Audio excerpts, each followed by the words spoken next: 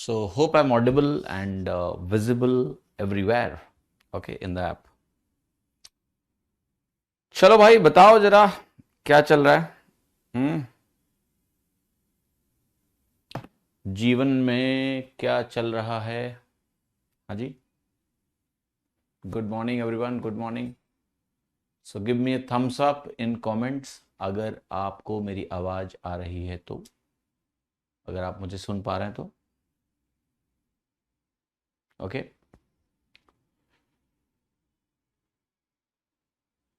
Good morning everyone. ठीक है, आवाज आ रही है सब जगह बराबर?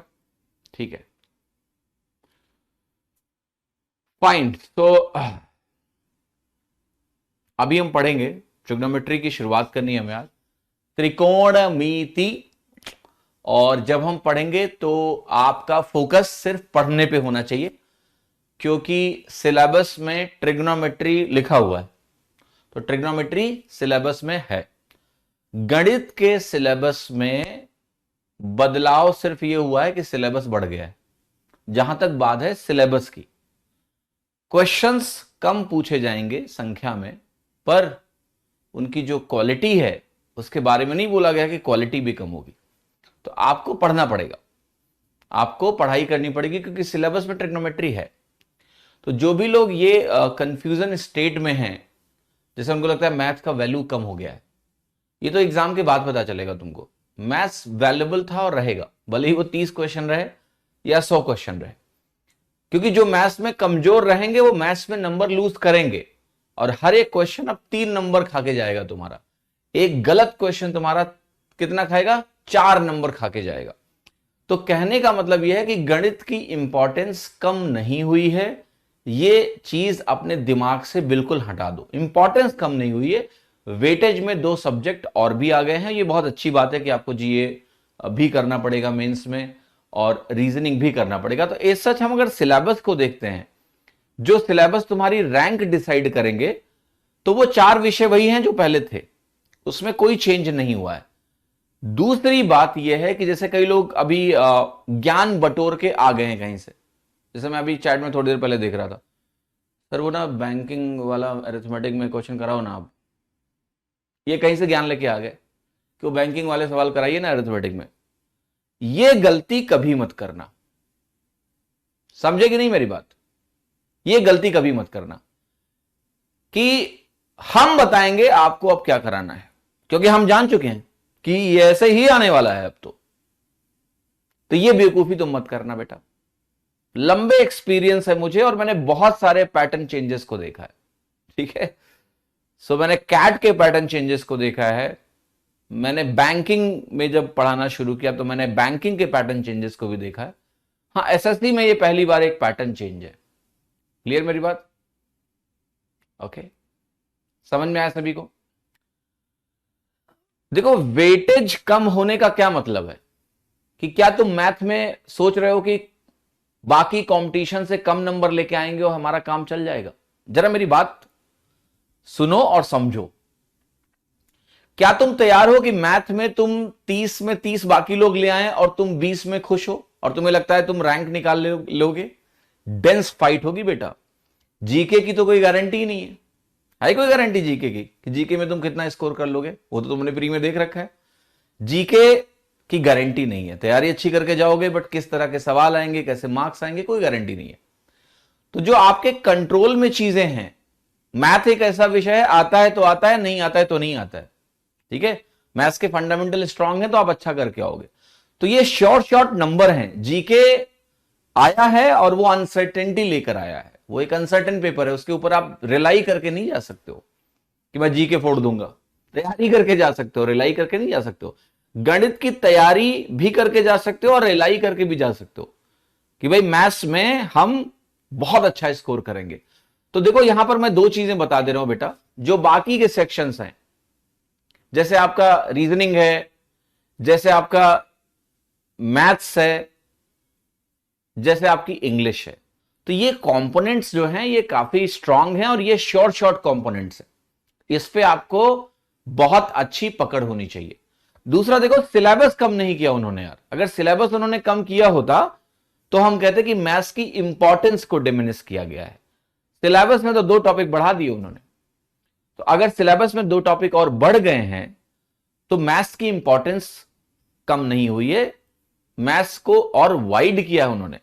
दूसरा, टाइम पर क्वेश्चन टीयर 2 में मैथ्स के लिए कम मिल रहा है आपको, 1 मिनट पर क्वेश्चन उस सेक्शन को मिल रहा है पूरा। और एक बात बता रहा हूं कि जो रीजनिंग है आपकी, जो मैथ्स है आपकी और जो रीजनिंग है आपकी, ये इंटर रिलेटेड चीजें हैं। अगर आपकी मैथ्स में लॉजिकल अंडरस्टैंडिंग बिल्ड होती है तो वो आपको इनडायरेक्टली रीजनिंग में भी हेल्प करेगी। तो I am repeating it once again more and more that do not take maths lightly. मैं लिख के दे रहा हूं आपको ये चीज कि बहुत सारे लोग एग्जाम के बाद, टीयर 2 के बाद इसीलिए रोएंगे कि वो मैथ्स को लाइटली लेंगे, हल्के में लेंगे। उनको लगेगा अरे ठीक है अब क्या मैथ्स, ये बगैर सिलेक्शन ले लेंगे। जाना मीन्स में तो देखना ठीक है क्या होने वाला है। तो पहली बात तो यह है कि जो भी लोग बाहर हवाबाजी कर रहे हैं ना, उनसे बच के रहो, स्पेशली यूट्यूबर्स, ठीक है, जो इन्फ्लुएंसर बन के ना वीडियो बना बना के गेम खेलते हैं रोज मिसगाइड करने के लिए। हाँ तो बैंकिंग वाले क्वेश्चंस आएंगे, इनको जैसे पता है, अंदर से खबर आई है इनके पास कि बैंकिंग वाले क्वेश्चंस आएंगे, कुछ नहीं पता, हवा में गेम खेल रहे हैं लोग, ठीक है। तो हवा में गेम खेलने के बजाय बेटा सिलेबस है और उस सिलेबस को फॉलो करके पढ़ते हैं। मैथ्स को तो कवर करना पड़ेगा, ट्रिग्नोमेट्री कहीं से पढ़ोगे ना, ज्योमेट्री पढ़ोगे ना, मेंसुरेशन पढ़ोगे ना, सब लिखा हुआ है। तो जब लिखा हुआ है तो पढ़ेंगे, पढ़ना पड़ेगा। जो टॉपिक ऐड हुआ है वो टॉपिक भी पढ़ाऊंगा मैं, स्टैटिस्टिक्स और प्रोबेबिलिटी भी आपको पढ़ाऊंगा, ठीक है, पहली बात। दूसरा ये कि कौन से क्वेश्चन अच्छे थे और कौन से अच्छे नहीं थे, डजंट मैटर नाउ। पुराने पैटर्न को लेके जो आपका लगाव है वो छोड़ दो, क्योंकि वो तो गया, जो गया उसके पीछे अपना टाइम क्यों बर्बाद करना है, वो तो चला गया ना यार। अब क्या रोना उसको लेके कि हाँ वो अच्छा था, वो अच्छी थी, वो अच्छा था, वो गया या गई किसी और के साथ। तुम्हारी जिससे शादी हुई है ना, वही तुम्हारे लिए सब कुछ, उसी के साथ जीवन निकालना है आपको, तो वो आपके लिए सबसे अच्छा होना चाहिए, अब कोई और नहीं, समझे कि नहीं। तो वो तो गया सिलेबस, उसको लेके क्या प्रेम, भूल जाइए उसको, वो एक्स है अब, असली एक्स तो वो है तुम्हारा पुराना सिलेबस, ठीक है। मैथ्स का लेवल कम नहीं करना चाहिए। अब फिर से आगे लो कि मैथ्स का लेवल, अरे किसने का मैथ्स का लेवल कम हो गया है, पेपर देख लिया तुमने अभी चिंता मत करो, गणित लोगों को ना पटखनी देगी इस बार। जो लोग हल्के में लेके जाएंगे, मैं लिख के दे रहा हूं तुमको, कैट एग्जाम जानते हो, गणित के केवल 24 क्वेश्चन आते हैं वहां पर, बट 24 क्वेश्चन में वो तुम्हारी मैथमेटिकल एबिलिटी टेस्ट कर लेते हैं। यहां 30 सवाल आएंगे, 100 सवाल आते थे तो 60 क्वेश्चन आसान आते थे, 70 क्वेश्चन आसान आते थे, ठीक है। अब वो अच्छे वाले क्वेश्चन डालेंगे, बट अच्छे वाले का मतलब ही नहीं तुम डर जाओ और तुम बैंकिंग, तुम कैट चिल्लाने लगो, नहीं भैया। एसएससी में क्या सारे खराबी क्वेश्चन आते थे क्या, नहीं, कुछ अच्छे क्वेश्चन भी आते थे। तो अब क्या होगा कि they will make good set of questions, आपकी नॉलेज टेस्ट करेंगे वो। ये चीज इंपॉर्टेंट है कि पेपर को उन्होंने बैलेंस कर दिया है, समझ में आया, पेपर को उन्होंने बैलेंस कर दिया है। तो 2 चीजें मैं फिर से रिपीट कर दे रहा हूं, सभी लोग अपने दिमाग में बहुत अच्छे से बिठा लें कि मैथ्स को इग्नोर करके नहीं चलना है।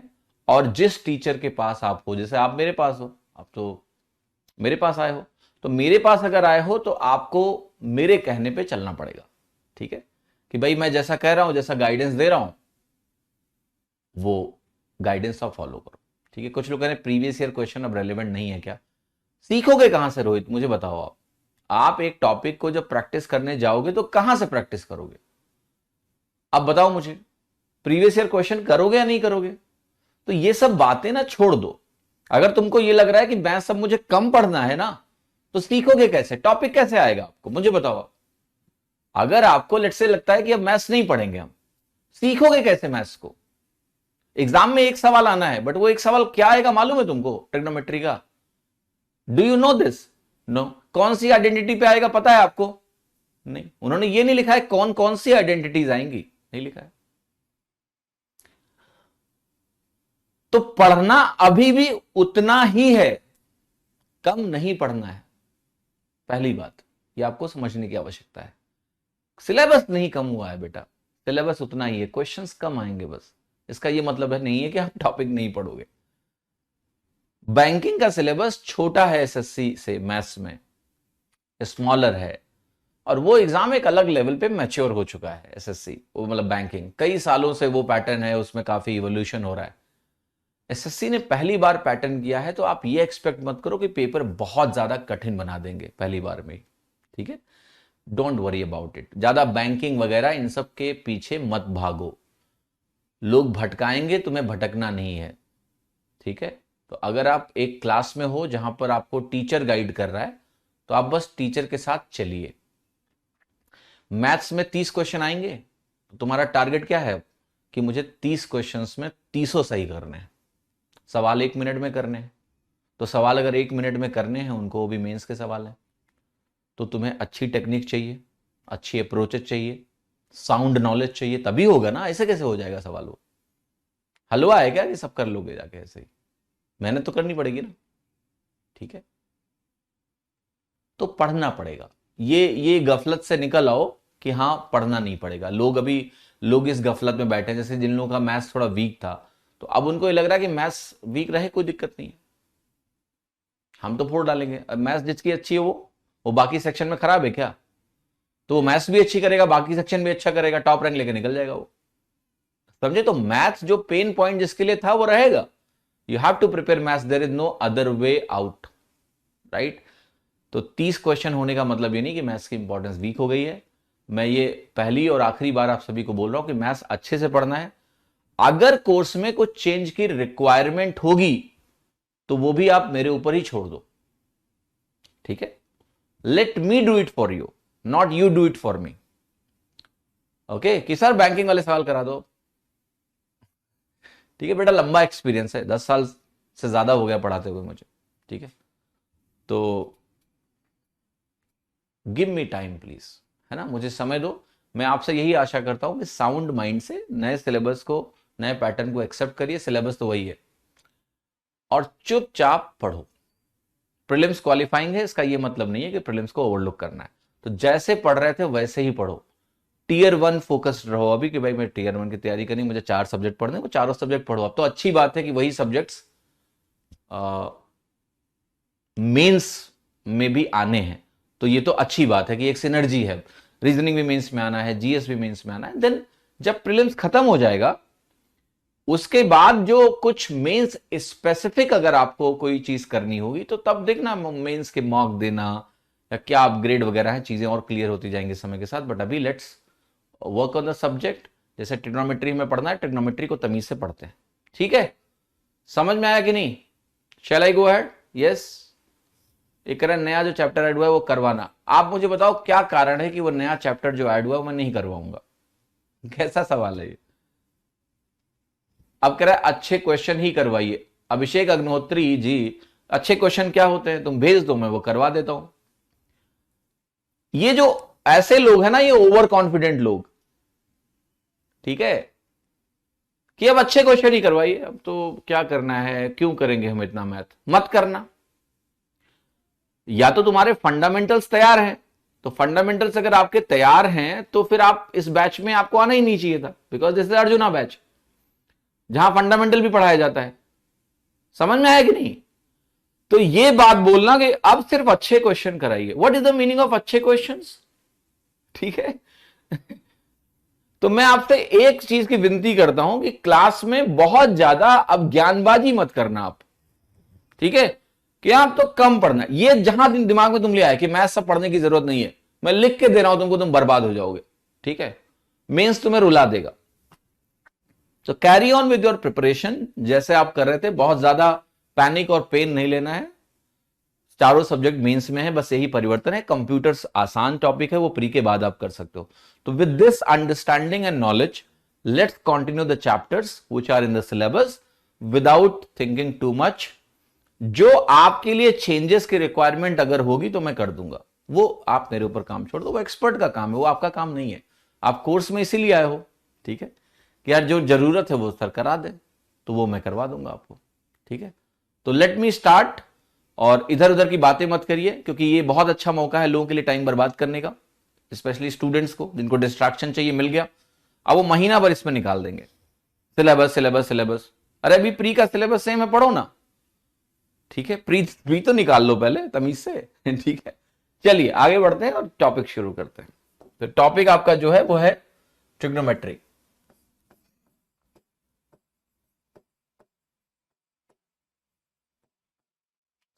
देखते हैं कि भाई इस टॉपिक में क्या खास बात है। ये बहुत ही इंटरेस्टिंग टॉपिक है, बहुत मजेदार टॉपिक है। इस टॉपिक में दो चीजें हैं। एक तो बहुत सारे ऐसी स्टैंडर्ड आइडेंटिटीज हैं, बहुत सारे का मतलब ये नहीं कि इनफाइनाइट, लिमिटेड ही है वो आइडेंटिटीज, आपको पता होनी चाहिए, ठीक है। क्योंकि सवालों में उनकी डायरेक्ट नीड पड़ती है। आइडेंटिटीज को हम बोलेंगे लेट्स से फॉर्मूला पता होना चाहिए, ठीक है। तो वो सारी चीजों की बात करेंगे, बट बेसिक से स्टार्ट करते हैं कि भाई त्रिकोणमिति की क्या जरूरत पड़ी, क्यों त्रिकोणमिति आया। तो बहुत ही स्टैंडर्ड चीज है कि लेटस से आप कोई छोटा ऑब्जेक्ट मेजर करना चाहते हो जो इतना बड़ा है, तो आपके पास पता है कि मीटर स्केल होता है, इंच टेप होता है, टेप से जाके मेजर कर लो। छोटी चीजें हैं, हाथ से मेजर कर लो, ऐसे कि भाई इतना बड़ा है। गाँवों में तो ऐसे भी यूज करते हैं लोग कि भाई इतना बड़ा है, ठीक है, कोई चीज। बट बात होती है कि हर ऑब्जेक्ट को हम स्केल लगा के मेजर कर ही नहीं सकते हैं भाई, है। तो लेट्स से आप कहते हो कि भाई एक पहाड़ है और उसकी चोटी है यहां पर, और हमें इस पहाड़ को मेजर करना है। मान लेते हैं ये पहाड़ ही 8 किलोमीटर का है, just give you rough idea. तो 8 किलोमीटर पहाड़ को के पहाड़ पे चढ़ के ऐसे ऐसे नापा जाएगा? ऑब्वियसली नहीं, है ना। We need some better ways to measure it. तो उस समय क्या हुआ कि ये खोजा गया कि भाई एक काम करते हैं, जैसे लेट्स से यहां पर हम खड़े हैं, है ना। अब ग्राउंड पे चल के ये पहाड़ का जो फुट है ये तो हम मेजर कर ही सकते हैं कि ये कितना है, ठीक। फिर यहां से कुछ तरीका अपनाया गया कि भाई दूरबीन उर्बीन लगा के, और जो पीक है ना उसका एंगल अगर देख लिया जाए कि ये एक एंगल है, इसको थीटा बोल रहा हूं मैं। तो अब कोई तरीका निकाला जाए जिससे हम इस एंगल को तो मेजर कर ही सकते हैं यहीं खड़े होके, और यहां से चल के यहां तक क्या फुट मेजर कर सकते हैं। तो अगर हमने ये मेजर कर लिया दो चीजें, तो इसका इस्तेमाल करके हम लोग ये जो हाइट है पहाड़ की ये निकाल पाए, राइट, ये निकाल पाए। तो इसके लिए त्रिकोणमिति का जो है आविष्कार किया गया। और त्रिकोणमिति में कुछ चीजें जो निकाली गई उसमें सबसे पहले हम बात करेंगे, और वो बात है ट्रिग्नोमेट्रिक रेशियोज की, ठीक है। तो ट्रिगोनोमेट्रिक रेशियोज क्या हैं आपके? ट्रिग्नोमेट्रिक जो रेशियोज हैं इनको हम बोलते हैं त्रिकोणमितीय अनुपात, हिंदी में बोलते हैं इनको त्रिकोणमितीय अनुपात। ये एक तरह के रेशियो हैं, और ये किस तरह के रेशियो हैं जरा इनको समझते हैं हम लोग, ठीक है। इस पे आते हैं कि इनको किस तरह के ये रेशियोज हैं। ये भी रेशियो है, ट्रिग्नोमेट्रिक रेशियोज हैं, और ये किस तरह के रेशियोज हैं। तो अगर आप एक ट्राइंगल को देखते हो, बहुत ध्यान से देखिएगा, और इस ट्राइंगल में अगर मैं साइड रेशियोज की बात करूं, साइड रेशियोज का मतलब लंबाइयों का अनुपात या भुजाओं का अनुपात मैं बोलता हूं, तो आप बताओ मुझे कितने तरह के अनुपात बन सकते हैं, ठीक है। इसको हम परपेंडिकुलर बोलते हैं राइट एंगल में, इसको हम बेस बोलते हैं, और इसको हम बोलते हैं हाइपोटेन्यूज। तो बहुत ध्यान से देखना कितने तरह के अनुपात बनाए जा सकते हैं। आप कहोगे एक अनुपात हो सकता है P/H, हो सकता है कि नहीं हो सकता है? मैं लिख रहा हूं ये सारे अनुपात कि एक अनुपात मेरा हो सकता है परपेंडिकुलर अपॉन हाइपोटेन्यूज H, एक अनुपात आपका हो सकता है बेस अपॉन हाइपोटेन्यूज, एक अनुपात आपका हो सकता है परपेंडिकुलर अपॉन बेस, और इसके उल्टे अनुपात। ये बेसिक अनुपात हुए बेसिकली तीन। ये तीन तरह के अनुपात ही संभव है ट्राइंगल में। और कोई अनुपात है तो बताओ। तो आप कहोगे इनका ऑर्डर रिवर्स कर सकते हैं। ऑर्डर रिवर्स करेंगे तो H/P बन जाएगा, ऑर्डर रिवर्स करेंगे तो H/B बन जाएगा, और अगर हम ऑर्डर को रिवर्स करेंगे तो ये वैल्यू आपकी B/P बन जाएगा, ठीक है। मैं फिर से नोटेशंस बता रहा हूं कि P का मतलब है परपेंडिकुलर। परपेंडिकुलर मतलब ट्राइंगल की जो राइट एंगल ट्राइंगल में समकोण त्रिभुज में दो भुजाएं जो लंब होती हैं, तो इसमें एक परपेंडिकुलर बोलते हैं, इसको हिंदी में हम बोलते हैं लंब, ठीक। यहां पर आपका B है, B को हम बोलते हैं बेस, बेस को हम बोलते हैं आधार, ठीक है। और यहां पर जो H है ये आपका हाइपोटेन्यूज होता है। अजीब सा नाम है, इसको हम बोलते हैं कर्ण, राइट। लंब आधार कर्ण। तो अगर आपको इसको हिंदी में लिखना है तो हिंदी में आपको लिखना है ये। देखिए फिर से आप सारी चर्चाएं बंद कर दीजिए राहुल जी कि ये हटा दिया गया, वो हटा दिया गया। Please wait, hang on, follow this first. मुझे पता है क्या चेंजेस आए हैं, परेशान ना हो। टॉपिक अभी वो बहुत बाद में आएगा, अभी तो नहीं आया ना तुरंत। अभी जो पढ़ रहे हो पहले इसको तो ठीक से पढ़ दो तमीज से। तो ये आपका हो जाएगा। अगर मैं इसको हिंदी के नोटेशन में लिखूंगा तो यार ये लंब बटे कर्ण हो जाएगा, ये आधार बटे कर्ण हो जाएगा, ये लंब बटे आधार हो जाएगा, ये कर्ण बटे लंब हो जाएगा, ये कर्ण बटे आधार हो जाएगा, ये आधार बटे लंब हो जाएगा। तो ये आप हिंदी में लिखना चाहते हो तो ऐसे कन्वर्ट कर लो। अब इन रेशियोज को ना कुछ नाम दिया गया कि ये 6 तरह के बेसिक रेशियोज हैं। इनको हमने नॉर्मल रेशियो नहीं बल्कि ट्रिग्नोमेट्रिक रेशियो बनाया गया। क्योंकि ट्रिग्नोमेट्रिक रेशियो क्यों बोला गया? क्योंकि ये त्रिभुज की भुजाओं से बने हुए रेशियो हैं, ट्रिगोनोमेट्रिक रेशियो, ट्रायंगल से बने हुए रेशियोज, इसलिए हम इनको ट्रिग्नोमेट्रिक रेशियोज बोलते हैं। और इनके कुछ नाम दिए गए, वो नाम मैं यहां पर लिख रहा हूं कि परपेंडिकुलर अपॉन हाइपोटेनस को बोला गया साइन थीटा। तो ये त्रिकोणमितीय अनुपात है थीटा साइन थीटा, साइन लगाया गया। इसको हमने बोला कॉस थीटा, इसको हमने बोला टैन थीटा, इसको हमने बोला ये हाइपोटेनस अपॉन परपेंडिकुलर जो है इसको हमने बोला कोसेक थीटा, इसको हमने बोला sec theta hypotenuse upon base, और इसको हमने बोला कॉट थीटा। क्या बोला हमने? Cot theta.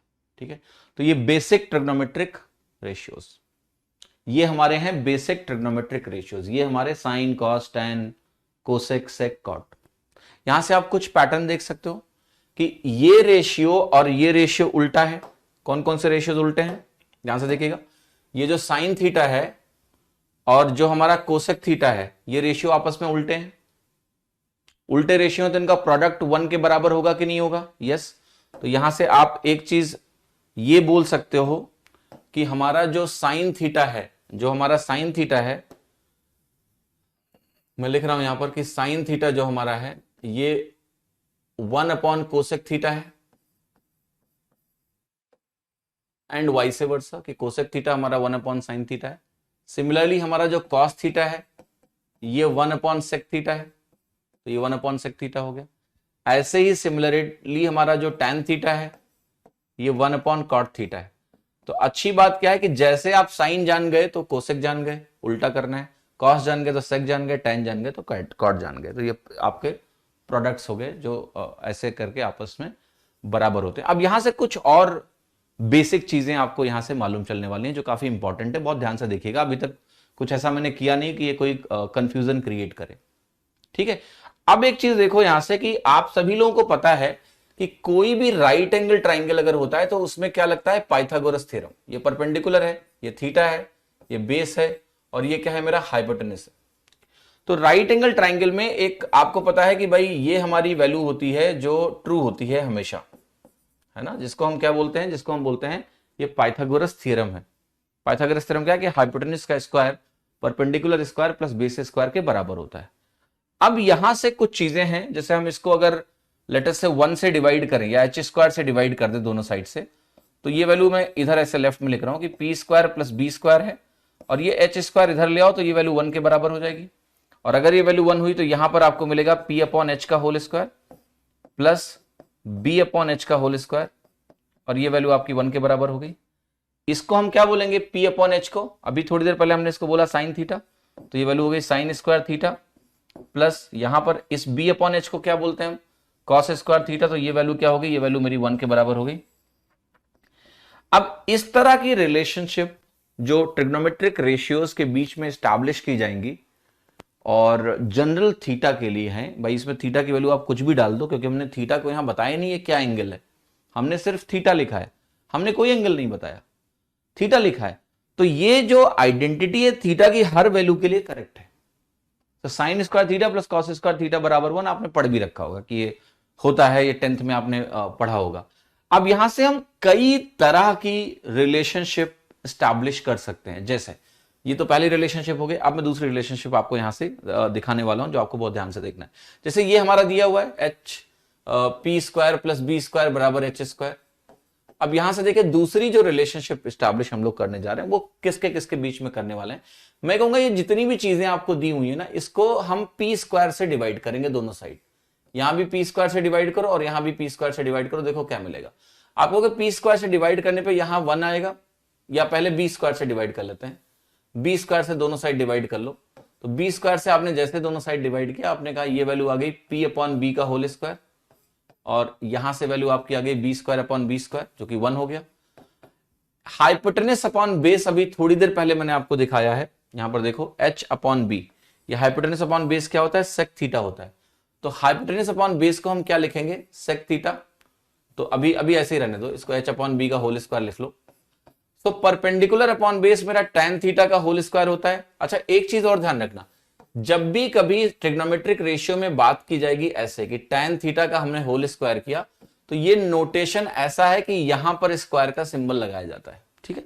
tan थीटा का होल स्क्वायर को हम tan स्क्वायर थीटा से रिप्रेजेंट करते हैं, क्योंकि ये ट्रिग्नोमेट्रिक रेशियो है, तो एक अलग तरीका है इसको लिखने का कि जब भी tan थीटा का होल स्क्वायर करेंगे तो उसका शॉर्ट नोटेशन है tan स्क्वायर थीटा, ठीक है।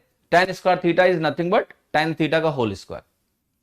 तो यहां पर मैंने क्या बोला कि ये वैल्यू मेरी है tan स्क्वायर थीटा, मतलब tan थीटा का होल स्क्वायर प्लस 1, ये वैल्यू आपकी होगी h upon B. h upon B क्या है, हाइपोटेनस अपॉन बेस, आपको अभी दिखाया मैंने यहां पर, सेक थीटा के बराबर है। तो ये वैल्यू आपकी हो गई सेक थीटा यानी सेक स्क्वायर थीटा। तो ये आपकी दूसरी बेसिक ट्रिग्नोमेट्रिक आइडेंटिटी है, और वो है tan square theta plus 1 is equal to sec square theta. अब मैं एक बात बोलता हूं, जैसे किसी ने लिखा है कि सर थीटा ऑब्ट्यूस पे भी ये करेक्ट है। यस, मैं उस पर बाद में आऊंगा, अभी थोड़ा सा समय दो, पहले ये आप समझो कि जो एक्यूट एंगल्स हैं उस पर हम पहले इसको प्रूव कर रहे हैं थ्रू राइट एंगल ट्राइंगल, फिर मैं इसको जनरलाइज करूंगा। अभी मैं आपको ले जाऊंगा कहीं और, चिंता ना करो। तीसरी जो आइडेंटिटी है आपकी, वो तीसरी आइडेंटिटी यहां से निकलेगी जिसको हम बार बार यूज करने वाले हैं, और वो आइडेंटिटी है कि अब हम इसको दोनों साइड पी स्क्वायर से डिवाइड करेंगे, और पी स्क्वायर से जैसे डिवाइड करोगे ये वैल्यू आ जाएगी 1 प्लस बी अपॉन पी का whole square is equal to H upon P का होल स्क्वायर। और जैसे हमने कहा 1 प्लस बी अपॉन पी आपका कॉट है, तो ये वैल्यू हो जाएगी cot square theta. Hypotenuse upon perpendicular क्या होता है, आपको कोसेक होता है, ये पीछे हमने लिख रखा है, तो ये कोसेक स्क्वायर थीटा हो गया। तो ये आपकी एक आइडेंटिटी बन गई, ठीक है, क्लियर, समझ में आएगा नहीं। अब बहुत ध्यान से देखिएगा, इसके कुछ फॉर्म्स हैं वो भी इंपॉर्टेंट हैं। जैसे यहां पर मैंने एक फॉर्म लिखा, इसके और क्या क्या वेरिएशंस बनेंगे। अब जैसे यहां पर इसको आप ध्यान से देखो, तो tan स्क्वायर थीटा आपको सेक स्क्वायर थीटा माइनस 1 दिख रहा होगा। तो ये नोटेशन भी ध्यान रखना है कि कहीं सेक स्क्वायर थीटा माइनस 1 दिखे तो हम उसको tan स्क्वायर थीटा सीधे लिखें, कहीं 1 प्लस tan स्क्वायर थीटा दिखे तो उसको सीधे हम सेक स्क्वायर थीटा लिखें, 1 प्लस कॉट स्क्वायर थीटा दिखे तो हम कोसेक स्क्वायर थीटा लिखें। और जैसे ही मुझे कहीं कोसेक स्क्वायर थीटा माइनस 1 दिखे तो मैं उसको सिंपली कॉट स्क्वायर थीटा भी लिख सकूं बिना किसी प्रॉब्लम के। ये आपको थोड़ा सा ख्याल रखना है इन चीजों का, छोटी छोटी बातें बट बहुत काम की बातें, ठीक है। जैसे ये आपका है sine square theta plus cos square theta बराबर 1। अब इसको मैं थोड़ा सा लिखूंगा कि क्या क्या फॉर्म्स आपके लिए इंपॉर्टेंट हो जाएंगे इसके लिए। तो यहां पर आपको ये भी जानना है कि भाई sine square theta 1 minus cos square theta के बराबर हो गया, ठीक है। Sine square theta 1 minus cos square theta हो गया। ऐसे ही कॉस स्क्वायर थीटा हमारा यहां से क्या हो गया, 1 माइनस साइन स्क्वायर थीटा हो गया। तो इसके तरह तरह के जो फॉर्म्स हैं इनको आपको डायरेक्टली ऐसे देख के वैल्यूज को रखना पड़ेगा, ठीक है। तो ये तो बेसिक आपकी आइडेंटिटीज हैं जो मैंने लिख दी, ये चीजें ध्यान होनी चाहिए बिल्कुल इसी फॉर्मेट में। पहली चीज आपको साइन कॉस टैन, जो बिल्कुल बच्चे नए हैं उनको कुछ ट्रिग्नोमेट्री नहीं आती, आपको sine cos tan sec cosec cot पता होना चाहिए क्या है, परपेंडिकुलर अपॉन बेस वगैरह वगैरह, क्योंकि इन चीजों के बगैर ना तुम्हारा काम नहीं चलेगा, ठीक है। ये बहुत जरूरी चीजें हैं। ऑलराइट, सो अब आपको मैं एक काम दे रहा हूं जो आपको थोड़ा सा अच्छे से इस पे प्रैक्टिस करनी है, इससे आपको फायदा हमेशा मिलेगा। और वो काम यह कि जैसे मैंने कहा ये वैल्यू मेरी थीटा है, ये वैल्यू मेरी एच है, ये वैल्यू मेरी पी है, और ये वैल्यू मेरी क्या है, बी। अब देखो एक फॉर्मेट तो हमने अभी देखा कि भाई अगर मुझे P अपॉन एच लिखना हो तो हम कहते हैं कि ये साइन थीटा के बराबर होता है, P upon h sine theta है। बट एक चीज आपको यहां से ये भी देखनी है कि P की वैल्यू क्या है, एच साइन थीटा के बराबर है। पी की वैल्यू क्या है, एच साइन थीटा के बराबर है। तो मेरा कहने का मतलब यह है कि हमें यह समझना भी जरूरी है कि आखिर ट्रिग्नोमेट्री में हम बार बार क्या कर रहे होंगे। एक वैल्यू दी होगी, मान लिया एच दिया है ये, और ये मेरा थीटा है, तो इससे मुझे मान लिया ये लिखना है और ये लिखना है, तो हम कैसे लिखेंगे। तो मैंने जैसे अभी आपको दिखाया कि पी की वैल्यू एच साइन थीटा है, तो पी की वैल्यू आपकी क्या होगी, एच साइन थीटा। ये थीटा है, ये एच है, तो ये वैल्यू आपकी कितनी हुई, एच साइन थीटा हो गई। ऐसे ही देखो यहां पर एक वैल्यू मैंने लिखी आपकी ये, कि भाई मेरी ये वैल्यू थीटा है, ये वैल्यू मेरी एच है, और मुझे ये लिखना है, तो ये वैल्यू मेरी क्या होगी, एच कॉस थीटा होगी। तो मतलब अगर मुझे एच और थीटा दिया हो तो परपेंडिकुलर और बेस में लिख सकता हूं एच साइन थीटा और एच कॉस थीटा। ठीक है, अभी हम मैंने थीटा की वैल्यू आपको नहीं पढ़ाई है, वो मैं पढ़ाऊंगा, तब हम बाद में बात करेंगे। ओके, आदित्य मिश्रा जी क्या क्या शिकायत है आपको? हाँ, क्लियर, क्या शिकायत है बताइए। चैट में जो भी लोग टाइम पास कर रहे हैं, मैं तुम्हें चैट से पास करवा दूंगा बहुत जल्दी। ठीक है, ध्यान रखना इस बात का। पढ़ाई करो, पढ़ाई, बर्बादी करने के और भी 100 तरीके हैं। ठीक है, चौराहे पर रंगीन कपड़ा पहन के जाके घूमो, कम से कम पढ़ के अपने आप को बर्बाद मत करो। यहां ये कोई अड्डा है क्या बर्बादी का? सही जगह ढूंढो जाके, लोफड़ई करो, लोफड़ई बोलते हैं ना हमारे साइड, तो हाँ लोफड़ बनो, लोफड़। ठीक है, ये हो गया। अब देखो क्या है, ये बहुत इंपॉर्टेंट है यार, कि जैसे मुझे एच पता हो, थीटा पता हो, मैं इन सब चीजों को जल्दी लिख पाऊं। जैसे मैं आपको दिखाता हूं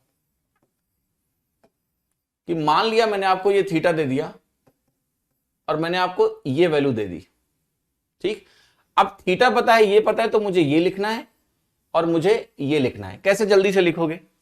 तो आप कहोगे यार ये निकालना है, तो ये होता है पी अपॉन बी बराबर tan theta. P upon B क्या होता है आपका, टेन थीटा के बराबर होता है। ठीक, तो आप कहोगे अगर मुझे बेस यहां पर लिखना होगा, तो बेस यहां पर हो जाएगा, बेस की वैल्यू हो जाएगी P times not tan theta but cot theta. देखो, बेस अगर यहां से निकालना है तो वो पी कॉट थीटा होगा। अगर थीटा दिया हो, ये दिया हो, तो बेस हमारा पी कॉट थीटा होता है। और देखो कि मुझे ये पता है कि P अपॉन एच अगर मुझे लिखना होता है तो वो साइन थीटा होता है, या फिर H अपॉन P अगर मुझे लिखना हो तो वो कोसेक थीटा होता है। होता है कि नहीं होता है? यस। तो ये वैल्यू मेरी क्या हो गई, ये वैल्यू मेरी हो गई P कोसेक थीटा। तो आप इसका ध्यान रखो कि आप इसको भी यूज कर सकते हो। एक्चुअली शुरू में आपको यही यूज करना पड़ेगा, शुरू में आपको यही यूज करना पड़ेगा कि P upon B tan theta है, H upon P cosec theta है, तो हम वैल्यू को रख के निकालेंगे। बट इस रिएक्शन को अगर आप स्ट्रॉन्ग कर पाते हो, अगर आप ये काम कर पाते हो कि P दिया है, थीटा दिया, और आपने तुरंत बोल दिया कि ये P कॉट थीटा होगा, ये P कोसेक थीटा होगा, तो आप बाकी जनता से थोड़ा तेज चल रहे हो। तो try to gain this skill, क्योंकि 3 ही सिनारियोज हैं। तीसरा सिनारियो है कि ये थीटा है और ये बी है। अगर ये थीटा और बी दिया हुआ है और मैं ये लिखना चाहता हूं कि ये किसके बराबर है, परपेंडिकुलर, और हाइपोटेनस किसके बराबर है, तो आप कहोगे दो रिलेशनशिप का यूज करेंगे हम, कि जो मेरा P अपॉन बी होता है ये tan थीटा होता है, और P अपॉन बी अगर मेरा tan थीटा होता है तो P क्या होगा, B tan थीटा के बराबर होगा। तो इसको मैं लिख रहा हूं, ये वैल्यू मेरी B tan थीटा है, और यहां पर जो वैल्यू होती है आपकी H अपॉन बी वो सेक थीटा होती है। तो H अपॉन बी अगर सेक थीटा होगी तो H की वैल्यू क्या होगी आपकी, ये होगी B सेक थीटा। तो यहां मैं लिख रहा हूं B सेक थीटा। तो मैंने आपको 3 सिनारियोज बताने की कोशिश करी है। अगर आप समझें कि मुझे हाइपोटेनस अगर दिया है तो परपेंडिकुलर और बेस लिखना, अगर मुझे परपेंडिकुलर दिया है और थीटा दिया है तो हाइपोटेनस और बेस लिखना, अगर मुझे बेस दिया है और थीटा दिया है तो परपेंडिकुलर और हाइपोटेनस लिखना। ठीक है, ये 3 चीजें, 3 रिएक्शंस अगर आपके फास्ट हैं तो आप बाकी जनता से तेज हो, जो हमेशा ऐसा लिख के वैल्यूज को लिखेगी। लेकिन आपको ट्रिग्नोमेट्री में इसकी बार बार जरूरत पड़ेगी कि ये दिया है इससे ये निकालना है, ये दिया है इससे ये निकालना है, वगैरह वगैरह। क्या आपको समझ में आ रही है मेरी बात? Yes, make sense? Okay, is it clear और नॉट? तो अब मैं आगे बढ़ता हूं और थोड़ा सा इस थीटा को थोड़ा और एक्सप्लोर करते हैं, है ना। सर लाइव नहीं है, कैसे पता चलेगा कि मैं लाइव हूं या नहीं हूं? पढ़ाई हो रही है, पढ़ लो बच्चा, काहे जो है जबरदस्ती टाइम वेस्ट कर रहे हो अपना और मेरा। अब इनको अगर मैं ना बोलूं कि मैं लाइव नहीं हूं, लाइव हूं, तो ये जाके कहेंगे कि लाइव नहीं चल रही थी क्लास। रिकॉर्डेड पढ़ा रहे थे, रिकॉर्डेड ही चला दिया लग रहा है। ठीक है, चलो आ जाओ इधर। अब देखो ये बड़ा ही इंटरेस्टिंग है, बड़ा मजेदार है, और जरा इसको ध्यान से समझते हैं कि अब ये थीटा वाली जो वैल्यूज है ना, जरा इसको थोड़ा सा समझने की कोशिश करते हैं कि भाई थीटा की वैल्यूज कहां से निकलेंगी, क्या होता है, कैसे होता है। तो इसको समझने के लिए ना मैं थोड़ा सा आपको इधर लेके जाऊंगा। ये डिस्कशन बहुत इंपॉर्टेंट है, बहुत ध्यान सुनिएगा। एक सर्कल बनाया मैंने आपके सामने, ये मैंने कहा कि सर्कल का सेंटर है, ऐसे बना दिया। ठीक है, आप सभी को ये पता है कि भाई अगर हम एक्स वाई प्लेन बनाते हैं तो 4 क्वाड्रेंट होते हैं। ठीक, ये क्वाड्रेंट आपका फर्स्ट कहलाता है, ये क्वाड्रेंट आपका सेकंड कहलाता है, ये क्वाड्रेंट आपका थर्ड कहलाता है, और ये क्वाड्रेंट आपका फोर्थ। क्वाड्रेंट ज्योमेट्री यानी इसमें 4 क्वाड्रेंट होते हैं आपके। ठीक, ये हम बोलते हैं कि ये पॉजिटिव एक्स एक्सिस है, ये हमारी नेगेटिव एक्स एक्सिस है, ये पॉजिटिव वाई एक्सिस है, ये हमारा नेगेटिव वाई एक्सिस है। इधर जाते हैं तो एक्स पॉजिटिव होता है, इधर जाते हैं तो वाई पॉजिटिव होता है, नीचे आओगे तो वाई नेगेटिव होगा, इधर जाओगे तो एक्स नेगेटिव होगा। तो ये कॉम्बिनेशन होता है, इसको हम बोलते हैं प्लस प्लस, कि यहाँ X coordinate positive Y positive, यहाँ एक्स नेगेटिव वाई पॉजिटिव, यहाँ दोनों नेगेटिव हैं आपके, और यहाँ एक्स पॉजिटिव है वाई नेगेटिव है। ठीक, अब अभी इसका क्या इस्तेमाल होने वाला है, इसको बहुत ध्यान से समझिएगा, क्योंकि इसके बाद सारी चीजें आपका क्लियर हो जाएगा कि वैल्यूज कैसे आती हैं, क्या होता है, सारा समीकरण मैं आपको समझाता हूं। तो मैंने कहा ये सेंटर है मेरा, थोड़ा सर्कल को और बेहतर बना लें, परफेक्ट गोला बना दें। चलो परफेक्ट गोला बनाने की कोशिश करते हैं। ठीक है, पर पहले इसके हटाना पड़ेगा। गोला तो बन गया, एक मिनट, थोड़ा सा विजुअलाइजेशन करवाना है आपको, तो सर्कल अच्छा बनेगा तो अच्छा रहेगा। रंग थोड़ा लेते हैं सफेद। ठीक है, तो ये आपका सर्कल हो गया, ध्यान से देखिएगा। 2 लाइनें भी बना लेते हैं, एक लाइन ये हो गई आपकी, और एक लाइन आपकी हो गई ये।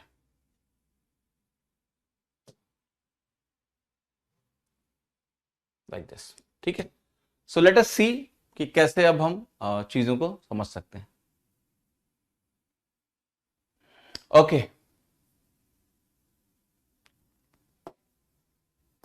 सो देखिए मैं क्या करने जा रहा हूं अभी।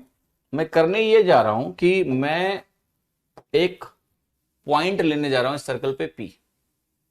ये कहीं भी हो सकता है, ध्यान से देखिएगा इस पॉइंट के बारे में। सो मैं कह रहा हूं कि मैं अगर एक पॉइंट लेता हूं इस सर्कल पे ऐसे, तो ये पॉइंट ऐसे घूमेगा। ढेर सारे पॉइंट्स हैं, अगर रेडियस को मैं ऐसे रोटेट करता रहूंगा तो नए नए पॉइंट्स मिलते जाएंगे। क्या ये बात सभी को समझ में आ रही है? यस। तो ऐसे करके सर्कल पे बहुत सारे पॉइंट्स हैं, तो हम इसको थोड़ा घुमाएंगे इन पॉइंट्स को। तो पहले मैं क्या करूंगा, मैं एक छोटा सा सिनेरियो आपको दिखाता हूं। पहले जनरल सिनेरियो आपको पहले दिखाता हूं, राइट। कि ये जो लाइन मैंने बनाई है आपके सामने यहां पर, ये लाइन, इसको थोड़ा बाहर अभी भगा दो। ठीक है, एक नई लाइन बनाते हैं, और यहां पर मैंने कहा कि लेट से पॉइंट यहां पर है। पॉइंट कहीं भी हो सकता है, मैंने आपको घुमा के भी दिखाया, पॉइंट कहीं भी हो सकता है, किसी भी पोजीशन पे हो सकता है। तो ये पॉइंट मैंने लिया, और इस पॉइंट से फिर हम क्या करने वाले हैं, मैं 2 चीजें ड्रॉ करने वाला हूं। ठीक, वो 2 चीजें क्या है, इसको बहुत ध्यान से देखिएगा। एक तो मेरा ये परपेंडिकुलर है जो मैंने ड्रॉ किया, right. Let me draw a line once again. इस पॉइंट को बहुत अच्छे समझना है सभी को।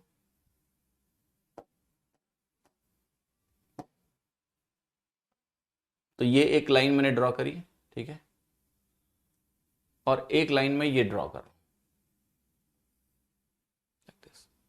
ठीक। मैं एक चीज और बोल रहा हूं आपको कि मेरा ये वाला जो एंगल है ये थीटा है। मेरा ये वाला एंगल क्या है? थीटा है। तो आप जरा एक बात बताओ मुझे, जब मैंने ये वाला एंगल थीटा लिया, तो ये पॉइंट जो भी है, what ever this point is, इस पॉइंट को बोलते हैं P। तो ये P पॉइंट जो है, ये लेंथ क्या है? परपेंडिकुलर की है। ये लेंथ बेस होगा, क्योंकि जहां भी पॉइंट आप लोगे और उस पॉइंट से एक्स एक्सिस पे परपेंडिकुलर डालोगे, वाई एक्सिस पे परपेंडिकुलर डालोगे, दोनों वैल्यूज क्या आएंगी? दोनों आपको परपेंडिकुलर और बेस प्रोवाइड कर देंगी। ये जो आपकी है, ये एक तरह से क्या है? बेस है कि नहीं है? ये लेंथ आपकी परपेंडिकुलर, इस पॉइंट को P मत बोलो, इस पॉइंट को A बोल देते हैं, ठीक है, कि ए पॉइंट है, और ये लेंथ आपकी क्या होगी, हाइपोटेनस की होगी। तो जरा यहां से समझते हैं कि साइन की क्या क्या वैल्यूज पॉसिबल है, राइट। एंगल्स में क्या क्या पॉसिबल है, जरा इसको मैं आपको समझाता हूं। तो मैंने एक चीज बोली आपको जो आप सभी लोगों को बहुत ध्यान से समझनी है, अब काफी इंपॉर्टेंट है। और देखना, मान लिया मैंने इस पॉइंट को यहां ले लिया, ए पॉइंट को यहां ले लिया, थोड़ी देर के लिए विजुलाइज करो। तो ए पॉइंट अगर मैंने यहां लिया है तो आपसे मैं एक सवाल पूछता हूं कि बताओ परपेंडिकुलर की लंबाई कितनी है, 0। देखो अगर आपने पॉइंट को यहां लिया तो आपके ऐसा सिनारियो है, आपका ये परपेंडिकुलर है, ये आपका बेस है, ठीक है, परपेंडिकुलर कम हो रहा है, बेस बढ़ रहा है। अगर आपने ये वाला पॉइंट लिया, परपेंडिकुलर और कम हुआ, बेस बढ़ा, ठीक है, इस तरह से होता जा रहा है। ओके, यहां पर देखो, यहां पॉइंट लिया आपने, परपेंडिकुलर और कम हुआ, बेस और बढ़ा। ऐसे करके पॉइंट को आप बिल्कुल यहां ले लो, परपेंडिकुलर और कम हुआ, बेस बढ़ा। फिर जब इस पॉइंट पे आप आ जाओगे, इस पॉइंट पे, तो प्रैक्टिकली ट्राइंगल ही नहीं बनेगा, और परपेंडिकुलर लेंथ हम मैथमेटिकली बोलेंगे 0 हो गई, और बेस हमारा क्या हो गया, मैक्सिमम हो गया। तो अगर हमारा लेटस से जब एंगल 0 डिग्री हो रहा है, अभी हमने क्या देखा यहां पर कि जब हमारा एंगल 0 डिग्री हो रहा है, क्योंकि ये साइन अपॉन हम बात कर रहे हैं, साइन की अगर बात कर रहे हैं, तो जब परपेंडिकुलर 0 है उस समय हाइपोटेनस की वैल्यू क्या है, कोई बताएगा मुझे। अगर मैं साइन को लिखना चाह रहा हूं, मान लिया मैं साइन थीटा लिखने चाह रहा हूं, तो साइन थीटा आपका P अपॉन H है। जब परपेंडिकुलर ही 0 हो गया, परपेंडिकुलर ही 0 हो गया मैथमेटिकली, तो क्या आपके साइन की वैल्यू 0 हो गई या नहीं हो गई। और ये कब हुआ, जब साइन हम बात कर रहे हैं कि हमने एंगल को 0 डिग्री लिया है, तो साइन 0 डिग्री क्या होता है, 0 होता है। ये सभी को पता लग गया, यस। कैसे हुआ, फिर से समझाऊं, बता दिया मैंने आपको कि जब हमने इस पॉइंट को यहां पर कंसीडर किया, एग्जैक्टली यहां पर, तब थीटा आपका 0 हो गया। जैसे जैसे ऐसे करते जा रहे हो आप देखो थीटा आपका कम होता जा रहा है, तो यहां पर साइन क्या हो गया, 0 हो गया। ओके, बेस आपका हाइपोटेनस के बराबर हो गया, दैट्स ट्रू, बट उसकी जरूरत ही नहीं है मुझे। Okay, it's ultimately 0 upon H, H B के बराबर है, H B के बराबर है, आंसर मेरा 0 हो गया। अच्छा ये बताओ ये चीजें और कहां कहां होगी, आप कहोगे यही चीज हमारी यहां भी होगी। देखो यहां पर अगर आप यहां पर जाओगे तो ये एंगल घूम के 180 डिग्री हो जाएगा, एंगल 180 डिग्री हो जाएगा। साइन 180 की जब आप बात कर रहे होगे यहां पर, वो वैल्यू भी 0 हो जाएगी। वहां भी परपेंडिकुलर डिस्टेंस क्या है, 0 है कि नहीं है। जब मैं यहां पर इसको लेकर आऊंगा फिर से, तो साइन 180 डिग्री हो गया, लेकिन 180 पे भी परपेंडिकुलर डिस्टेंस 0 होने की वजह से जो नेट है साइन का वो 0 आ जाएगा। तो हम ये कहेंगे फिर से कि हमारा जो दूसरा वैल्यू दिख रहा है मुझे यहां से साफ साफ, जो हम लिख सकते हैं, वो दूसरी वैल्यू क्या है, वो दूसरी वैल्यू है मेरी साइन 180 0 के बराबर होती है। देखिए ये आपने टेबल के फॉर्म में रट रखा है, मुझे पता है, मैं चाहूं तो टेबल लिखवा दूं, छोड़ दूं, मैं इसका वेटेज कम ही हो गया, क्या करना बच्चे को सब सिखा के, लेकिन इसका एक पर्पस है, तुम्हारी जो लॉजिकल अंडरस्टैंडिंग है वो बहुत अच्छी हो जाएगी। कई सवाल ऐसे होते हैं जो सिर्फ लॉजिकल अंडरस्टैंडिंग पे हो जाते हैं, तो उसके लिए पहले ये सब देखना बहुत जरूरी है, वरना होगा नहीं कुछ तुमसे। अब आते हैं कुछ और चीजों पर, right, we have to move to see some more things from here. वो है तीसरा और चौथा। देखो अगर मैं इस पॉइंट को यहां ले लूं, देखो पहले यहां लिया तो क्या हो रहा है, परपेंडिकुलर बढ़ता जा रहा है, परपेंडिकुलर लेंथ बढ़ रही है, बेस कम होता जा रहा है। यहां ले लो, यहां ले लो, ऐसे करके क्या हो रहा है, परपेंडिकुलर बढ़ता जा रहा है, बेस कम होता जा रहा है।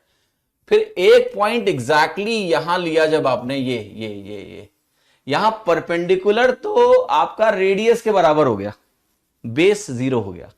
हुआ कि नहीं हुआ, बेस 0 हो गया, हुआ कि नहीं हुआ, यस। जब हमने पॉइंट यहां पकड़ लिया इस तरीके से, जब हमने पॉइंट को यहां पर पकड़ लिया तो बेस 0 हो गया, बेस 0 हुआ, परपेंडिकुलर हाइपोटेनस के बराबर हो गया, ठीक है।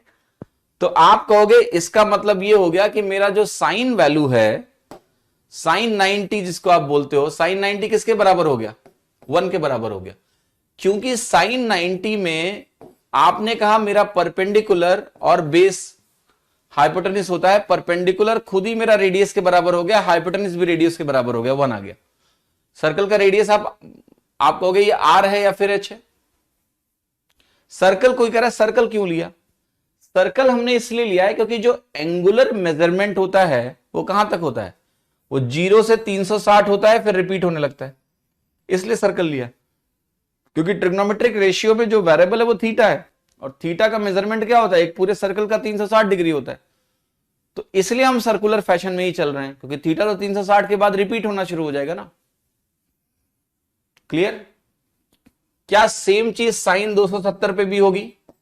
लेकिन 270 पे थोड़ा सा केयरफुल रहना है आपको। आप कहोगे यहां पर जब हम आते हैं ऐसे, लेटर से ये पॉइंट हमने लिया, राइट? एक मिनट, जैसे हम इस पॉइंट पर जब भी आएंगे ना, थोड़ा सतर्क रहना है आपको। ये पॉइंट साइन 270 की वैल्यू क्या होगी? साइन 270 में आप कहोगे कि भाई जो वैल्यू होगी साइन 270 की, अगर मैं यहां पर लिखूं साइन 270, तो आप कहोगे साइन 270 की जो वैल्यू होती है ना, ये वैल्यू होती है परपेंडिकुलर अपॉन हाइपोटेन्यूस। तो यहां ये वैल्यू आप फिर से कहोगे आर अपॉन आर हो गई 1, और आप गलत हो गए। आप गलत इसलिए हो गए क्योंकि जो कोऑर्डिनेट सिस्टम होता है, कोऑर्डिनेट सिस्टम में हमेशा साइन का इंपॉर्टेंस होता है, राइट? जैसे मैंने आपको बोला कि ये एक चौराहा है, बहुत ध्यान से देखना, क्या है ये चौराहा है जहां पर आप खड़े हो अभी, और मैं बोलूं इस चौराहे से आपके गर्लफ्रेंड की घर की दूरी 5 किलोमीटर है। इस चौराहे से आपके गर्लफ्रेंड की दूरी 5 किलोमीटर है, और आप अभी अपने गर्लफ्रेंड के पास हो, और ये मैंने आपके पापा को बोला कि इस चौराहे से आपके बेटे की गर्लफ्रेंड का घर 5 किलोमीटर दूर है, और वो उसी के साथ है। तो पापा क्या करेंगे? अब पापा कहां जाएं बताओ? पापा तो कंफ्यूज हो गए, पापा को तो पूरा सर्कल घूमना पड़ जाएगा, क्योंकि 5 किलोमीटर की दूरी पे तो इनफाइनाइट पॉइंट्स हैं, ठीक है? पापा कहेंगे देखो ऐसा है, ऐसे तो हम बहुत टाइम लग जाएगा, थोड़ा और कंक्रीट बताओ। तो हमने पापा से कहा पापा कोऑर्डिनेट आता है? बोले यार सब क्या बोलो, फिर भी समझाओ हमें। तो हम कहेंगे एक चीज बताता हूं आपको कि आपका जो बेटा है ना, वो वाई एक्सिस पे 5 किलोमीटर दूर है, गर्लफ्रेंड के साथ है। पापा का मन कर रहा है तुम्हें कूटने का, तो मैंने कहा वाई एक्सिस पे आपका बेटा है 5 किलोमीटर दूर है, लेकिन इस सेंटर से। तो 5 किलोमीटर पापा इधर जाएंगे, 5 किलोमीटर पापा इधर जाए, पापा कंफ्यूज। तो पापा ने कहा देखो टाइम नहीं मेरे पास ज्यादा, अभी कूटना है उसको, तो किधर जाऊं मैं 5 किलोमीटर? वाई एक्सिस तो ठीक है ये है, इधर जाऊं कि मैं इधर जाऊं? तो पापा को क्लियरली बताना पड़ेगा कि पापा इधर कोऑर्डिनेट है उसका -5,0। तो कोऑर्डिनेट सिस्टम में जो डिस्टेंसेस होती है ना, उसमें जब हम साइन लगाते हैं तो हम बताते हैं दिशा क्या है। तो जब भी कोऑर्डिनेट में तुम ओरिजिन के नीचे उतरे, माइनस लगाना पड़ेगा। तो यहां पर ये जो दूरी है ना, ये वाली दूरी, ये Y axis, negative Y axis पे है। तो यहां पर आप परपेंडिकुलर को रेडियस के बराबर नहीं लिखोगे, -r करोगे। और जो हाइपोटेनस आपका है, यहां पर जो आपका हाइपोटेनस है,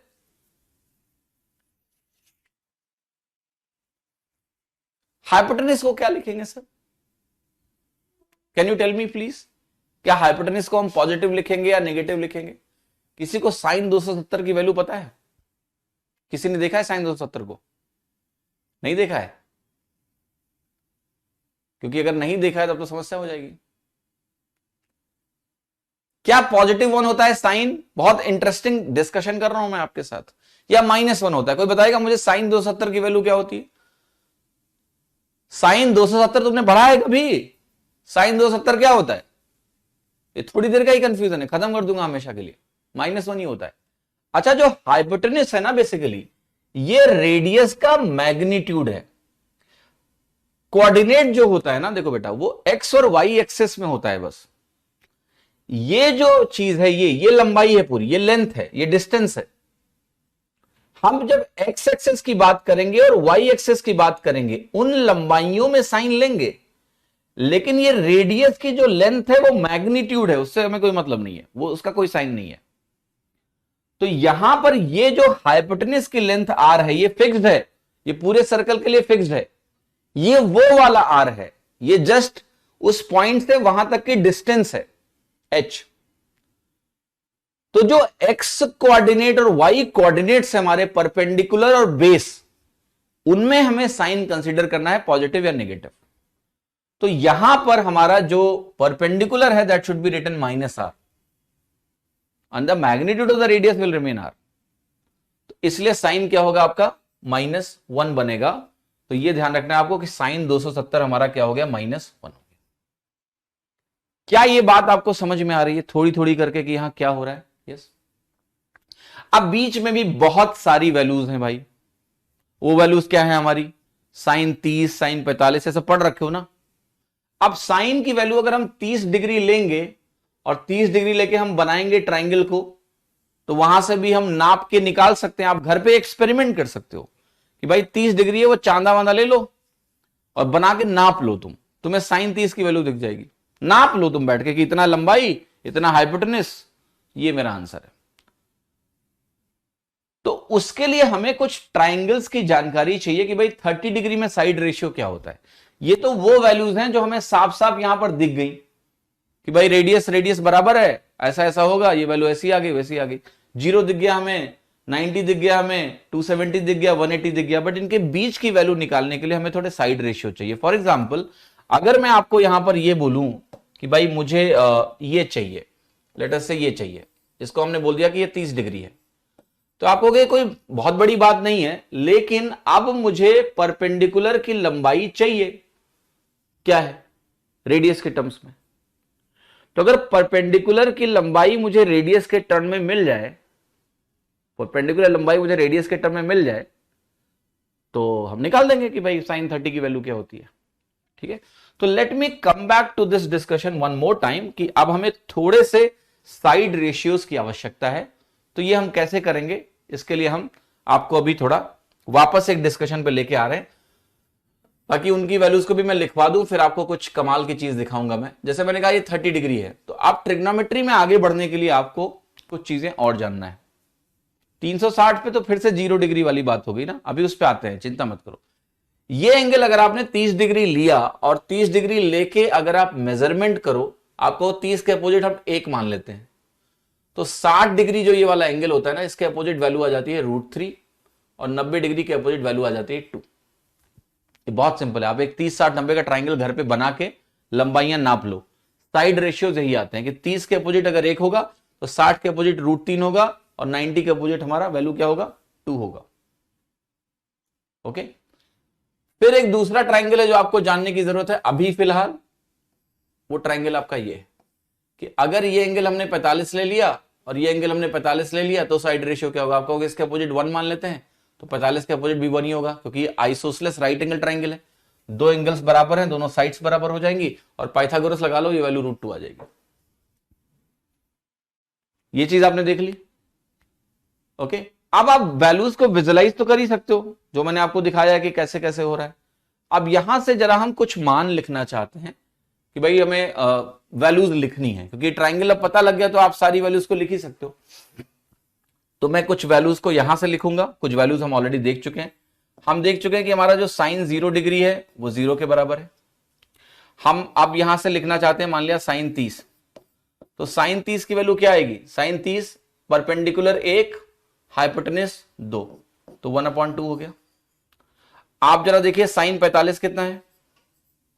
साइन 45 की वैल्यू अगर हम बात करेंगे, मुझे निकालना है, मैं इस ट्राइंगल में जाऊंगा साइन 45, और साइन 45 परपेंडिकुलर अपॉन हाइपोटेन्यूस यानी कर्ण 1/√2 हो गया। फिर मैं आपसे लिखूंगा साइन 60 डिग्री क्या है मेरा? तो साइन 60 डिग्री की वैल्यू आप देखने जाओगे जब, तो यहां आप कहोगे ये वाला एंगल पकड़ो।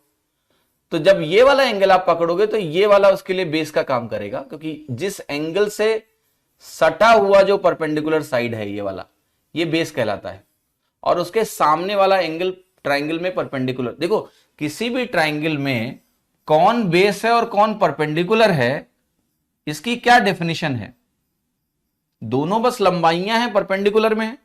तो होता यह है कि जो स्टैंडर्ड नोटेशन है कि अगर ये वैल्यू थीटा है और हम मान लिया इसके करस्पॉन्डिंग ट्रिग्नोमेट्रिक रेशियो निकालना चाहते हैं, तो इसके सामने वाला परपेंडिकुलर साइड परपेंडिकुलर कहलाता है और ये वाला साइड जो सटा हुआ है इसको हम बेस बोलते हैं। लेकिन अगर यही ट्राइंगल हम इसको बोलते हैं कि ये वाला एंगल हमारा अल्फा है और हम इसके लिए मान लिया साइन अल्फा लिखने गए, ठीक, तो इसके लिए ये वाला सटा हुआ साइड क्या है, बेस की तरह काम करेगा और ये वाला साइड परपेंडिकुलर की तरह काम करेगा। समझ रहे हो? तो एंगल से जो सटा हुआ साइड है उसको हम बेस कंसीडर करते हैं, परपेंडिकुलर वाला, और उसी से जो दूसरा साइड निकला है वो हमारा हाइपोटेन्यूस हो जाता है और ये साइड हमारा। तो ये नोटेशन आपको समझना है, ठीक है?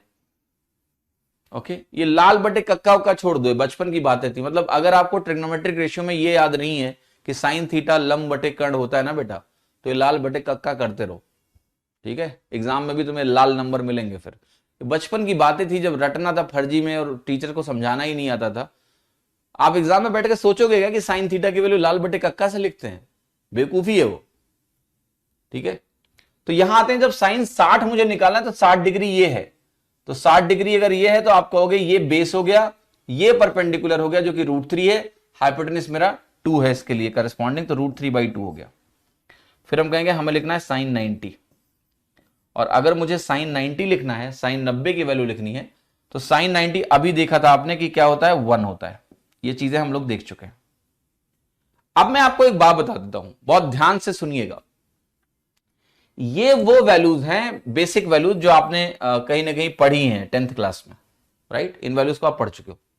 अब इन्हीं वैल्यूज के इस्तेमाल से, क्योंकि मैं आपको अब एक चीज बताता हूं कि यही वो फंडामेंटल वैल्यूज हैं जो आपको जाननी है, ठीक है? स्टैंडर्ड वैल्यूज है। इसमें मैं भी साइन 15 और साइन 75 भी ऐड करवाता हूं मैं अभी 1 मिनट में। तीसरा जो ट्राइंगल है बेटा, ये ट्राइंगल आपका है, यहां पर मैं लिख रहा हूं 15 डिग्री, यहां मैं लिख रहा हूं 75 डिग्री। तो इस ट्राइंगल के जो साइड रेशियोज है मैं आपके सामने लिख रहा हूं, क्या होता है? ये होता है आपका √3 - 1, यहां होता है आपका √3 + 1, और ये वैल्यू आपका होता है 2√2। तो बस अभी ये साइड रेशियोज को आपको ध्यान रखना है कि ये 15, 75 और 90 ट्राइंगल अगर आप कंसीडर करते हो तो साइड रेशियोज ऐसे होते हैं, 15 के अगेंस्ट √3 - 1, 75 के अगेंस्ट √3 + 1, और ये आपका हो गया 2√2, ठीक है? तो इससे हम 15 डिग्री की वैल्यूज को भी लिख सकते हैं, साइन 15, हम cos 75 भी लिख सकते हैं, ठीक है? वापस आते हैं जरा एक चर्चा जो बहुत इंपॉर्टेंट है, जो हम समझने की कोशिश करते हैं कि अगर हमें 0 से 90 की वैल्यूज पता है तो एक्चुअल में आप साइन का कोई भी मान लिख सकते हैं। कैसे, ये मैं आपको समझाता हूं। यहां वापस आ जाते हैं। एक बार बताओ मुझे, साइन को जरा ध्यान से अगर आप देखते हो तो परपेंडिकुलर की जितनी वैल्यूज पॉसिबल हैं मैग्नीट्यूड के टर्म्स में, सिर्फ मैग्नीट्यूड के टर्म्स में, बहुत ध्यान से देखना, परसेंटेज की जितनी वैल्यूज पॉसिबल है मैग्नीट्यूड के टर्म्स में, क्या वो पहले क्वाड्रेंट में सारी वैल्यूज ले लेगा या नहीं? Yes, yes. जितने भी पॉसिबल वैल्यूज हैं, अगर आप 0 से 90 मूव करोगे यहां से यहां तक, तो परपेंडिकुलर की जितनी भी संभावनाएं हैं मैग्नीट्यूड के टर्म्स में वो आ चुकी हैं। रेडियस क्या है? फिक्स है, रेडियस तो बदलेगा नहीं सर्कल का। जब आप यहां मूव करोगे तो जो परपेंडिकुलर आएगा, क्या वो परपेंडिकुलर ऑलरेडी यहां आ चुका है? यस। साइन चेंज हो गया यहां पर जो आपका परपेंडिकुलर लेंथ है, क्या उसका साइन बदला? नहीं, अभी हम y कोऑर्डिनेट में पॉजिटिव ही है, बट लेंथ आपकी रिपीट हो रही है, हो चुकी है ऑलरेडी। परपेंडिकुलर के जितने मान संभव है यहां पर सब आ चुके हैं, ऑल वैल्यूज हमने देख लिए पहले ही। जब आप यहां जाओगे तो क्या परपेंडिकुलर का कोई नया वैल्यू आने वाला है? नहीं, सब वैल्यू देख चुके हैं। क्या जब आप यहां आओगे तो परपेंडिकुलर की कोई नई वैल्यू आने वाली है? नहीं, मैग्नीट्यूड देख चुके हैं, सिर्फ साइन बदलने वाला है। तो क्या परपेंडिकुलर और हाइपोटेन्यूस के जो रेशियोज हैं उनका जो मैग्नीट्यूड है वो यही आने वाला है? इसके अलावा कुछ नहीं आ सकता। घूम फिरा के प्लस माइनस होगा, लेकिन चूंकि मैग्नीट्यूड की अगर हम बात करें सिर्फ, तो हमने परपेंडिकुलर के सारे मैग्नीट्यूड को पहले क्वाड्रेंट में कवर कर लिया, तो वो वैल्यू आपकी अब रिपीट ही होने वाली है। अब मैं आपको एक बात बोलने जा रहा हूं, अगर आप 0 से 90 के वैल्यूज को देख लेते हैं तो उसके बाद आपको वैल्यू के टर्म्स में कुछ नया नहीं मिलता है। हमें अब साइन की अंडरस्टैंडिंग चाहिए कि सिंबल प्लस होगा या सिंबल माइनस होगा, इसके अलावा आपको कोई ज्ञान नहीं चाहिए। और सिंबल प्लस होगा या सिंबल माइनस होगा, नो अदर ज्ञान इज रिक्वायर्ड। तो अब मैं तुम्हें साइन के रेस्पेक्ट में कि साइन प्लस कब होगा और माइनस कब होगा ये मैं दिखाता हूं आपको, क्योंकि इसके बाद तो तुम उस्ताद बन जाओगे। यहां मैं आपको कुछ बना के दिखा रहा हूं, एक क्वाड्रेंट बना लेते हैं और जरा समझते हैं कि साइन थीटा के लिए वो प्लस होगा या माइनस होगा। जरा इसको समझने की कोशिश कर लेते हैं हम लोग, ठीक है? बहुत ध्यान से देखिएगा। ये पहला क्वाड्रेंट है, क्या हमारा परपेंडिकुलर पॉजिटिव है? देखो हाइपोटेनस जो रेडियस है वो तो मैग्नीट्यूड है, उसकी चिंता ही नहीं करनी। क्या परपेंडिकुलर पहले क्वाड्रेंट में पॉजिटिव है? यस। तो परपेंडिकुलर अगर पहले क्वाड्रेंट में पॉजिटिव एक्स एक्सिस पे आ रहा है तो वो पॉजिटिव है, मतलब पॉजिटिव वाई एक्सिस पे आ रहा है। ये लंबाइयां सब क्या है? पॉजिटिव वाई एक्सिस पे सब पॉजिटिव है। तो साइन थीटा पहले क्वाड्रेंट में क्या होगा? आपका पॉजिटिव होगा, इट विल बी पॉजिटिव। जब हम सेकंड क्वाड्रेंट में जा रहे हैं तो आप बहुत ध्यान से फिर से देखना साइन को। सेकंड क्वाड्रेंट में आपका साइन का जो ये परपेंडिकुलर है सेकंड क्वाड्रेंट में, ये सेकंड क्वाड्रेंट है हमारा, दूसरा क्वाड्रेंट, यहां भी परपेंडिकुलर पॉजिटिव वाई एक्सिस पे आ रहा है, हमेशा पॉजिटिव है। तो परपेंडिकुलर अपॉन हाइपोटेनस क्या होगा? पॉजिटिव होगा। तो सेकंड क्वाड्रेंट में भी आपका जो साइन वैल्यू है ये पॉजिटिव ही होने वाला है। मैं साइन थीटा की बात कर रहा हूं और अभी किसी की बात नहीं कर रहा हूं, पॉजिटिव है। अच्छा, थर्ड क्वाड्रेंट में जब आप आओगे, यहां पर थर्ड क्वाड्रेंट में, तो जैसे आप थर्ड क्वाड्रेंट में आओगे आपका ये जो परपेंडिकुलर है ये वाई एक्सिस में नेगेटिव हो गया कि नहीं हो गया? तो थर्ड क्वाड्रेंट में जैसे ही परपेंडिकुलर नेगेटिव हुआ साइन कंपोनेंट नेगेटिव हो गया। परपेंडिकुलर अपॉन हाइपोटेनस लेते हैं, साइन यहां पर आपका नेगेटिव हो गया, साइन थीटा। थर्ड क्वाड्रेंट में साइन क्या हुआ? नेगेटिव हो गया। फोर्थ क्वाड्रेंट जरा बताओ क्या होगा? फोर्थ क्वाड्रेंट में जो साइन है आपका, यहां भी क्या है? परपेंडिकुलर, अभी भी वाई एक्सिस है, नीचे हूं मैं तो वाई एक्सिस अभी भी नेगेटिव है। तो फोर्थ क्वाड्रेंट में साइन क्या हुआ? नेगेटिव हुआ। तो मुझे ये मालूम है बेटा कि ये सबको रटा हुआ होता है कि साइन पहले क्वाड्रेंट में पॉजिटिव, सेकंड में पॉजिटिव, थर्ड में नेगेटिव, फोर्थ में नेगेटिव, बट किसी ने देखा नहीं हुआ होता है कि क्यों होता है। मैंने तुमको दिखाया है। ओके, क्या ये बात समझ में आई सभी को कि फर्स्ट क्वाड्रेंट में साइन पॉजिटिव क्यों होता है? ये तुम्हें आज पता लगा। सेकंड क्वाड्रेंट में पॉजिटिव क्यों होता है? तुम्हें आज पता लगा, दिखा तुमको आज। थर्ड क्वाड्रेंट में नेगेटिव क्यों होता है? तुमको आज दिखा, पहली बार। पता था पहले, दिखा नहीं था, तुमने देख लिया इसको। फोर्थ क्वाड्रेंट में नेगेटिव क्यों होता है ये आपको दिखा आज, ठीक है? इज इट क्लियर सभी को? क्या सभी को समझ में आ रहा है? Okay, clear? अच्छा, कॉस के बारे में भी जान लें, है ना? क्योंकि अगर तुम साइन और कॉस जान गए ना तो कुछ बचा ही नहीं, फिर सब जान गए। साइन कॉस का रेशियो 10 होता है, अभी मैं समझाऊंगा। तो मुझे अगर कॉस का साइन भी मिल जाए ना बेटा, आग लगा देंगे फिर तो हम। तो जरा कॉस का साइन देख लेते हैं। आप कहोगे कॉस थीटा जो होता है वो बेस अपॉन हाइपोटेनस होता है। बहुत ध्यान से देखिएगा, कॉस थीटा अगर बेस अपॉन हाइपोटेनस होता है तो मुझे एक बात बस छोटी सी बताना कि क्या पहले क्वाड्रेंट में सब कुछ पॉजिटिव होने वाला है? यस। पहले क्वाड्रेंट में अगर मैं बात करूंगा तो जो बेस है वो बेस पॉजिटिव रहना, जो प्रोजेक्शन है वो एक्स एक्सिस पे फॉल करेगा, बेस पॉजिटिव है। तो पहले क्वाड्रेंट में तो सब पॉजिटिव ही रहने का है, कॉस पॉजिटिव हो गया। जरा सेकंड क्वाड्रेंट में बेस देखना क्या है। बेस तुम्हारा सेकंड क्वाड्रेंट में ये है, ये क्या ये नेगेटिव हो जाएगा सेकंड क्वाड्रेंट में? यस। तो जैसे बेस नेगेटिव हुआ सेकंड क्वाड्रेंट में, कॉस नेगेटिव हो गया। कॉस क्या हो गया? नेगेटिव हो गया। अच्छा, थर्ड क्वाड्रेंट में देखो, थर्ड क्वाड्रेंट में कोई भी पॉइंट ले लो आप, यहां पर जो आपका बेस है अभी भी नेगेटिव है, जो बेस है वो अभी भी नेगेटिव है, एक्स एक्सिस पे होता है बेस, तो बेस अभी भी नेगेटिव है। और अगर बेस मेरा थर्ड क्वाड्रेंट में नेगेटिव है, बेस मेरा थर्ड क्वाड्रेंट में नेगेटिव है, तो कॉस नेगेटिव होगा। फोर्थ क्वाड्रेंट में है, फोर्थ क्वाड्रेंट में आप कहोगे कि हमारा बेस जो है वो पॉजिटिव हो गया, क्योंकि पॉजिटिव एक्स एक्सिस है ये। तो यहां पर जब बेस आप देखोगे तो पॉजिटिव बेस आएगा, तो कॉस पहले में पॉजिटिव, दूसरे में नेगेटिव, थर्ड में नेगेटिव, फोर्थ में पॉजिटिव। ओके, तो मैं फिर से यहां पर लिख रहा हूं कि ये पहला वाला साइन है, दूसरा वाला मैं कॉस के बारे में लिख रहा हूं। तो कॉस मेरा यहां पॉजिटिव बना, कॉस यहां मेरा क्या बना, नेगेटिव बना, यहां पर कॉस क्या बना मेरा, नेगेटिव बना, और यहां पर कॉस क्या बना मेरा, पॉजिटिव बना। Alright, that's the story. ये जो साइन है ये क्या है, समझ में आ रहा है आपको? ये sine cos, sine cos, sine cos, sine cos. So what I am going to write now, that's what you need to understand is this. यहां पर आते हैं और एक थोड़ा सा समझते हैं कि हमने क्या लिखा है।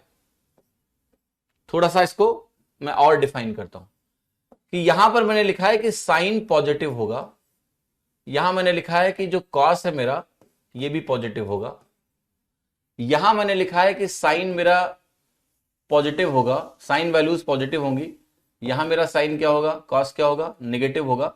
और ये सारी चीजें आपको विजुलाइज हो रही होंगी कि क्यों हो रहा है।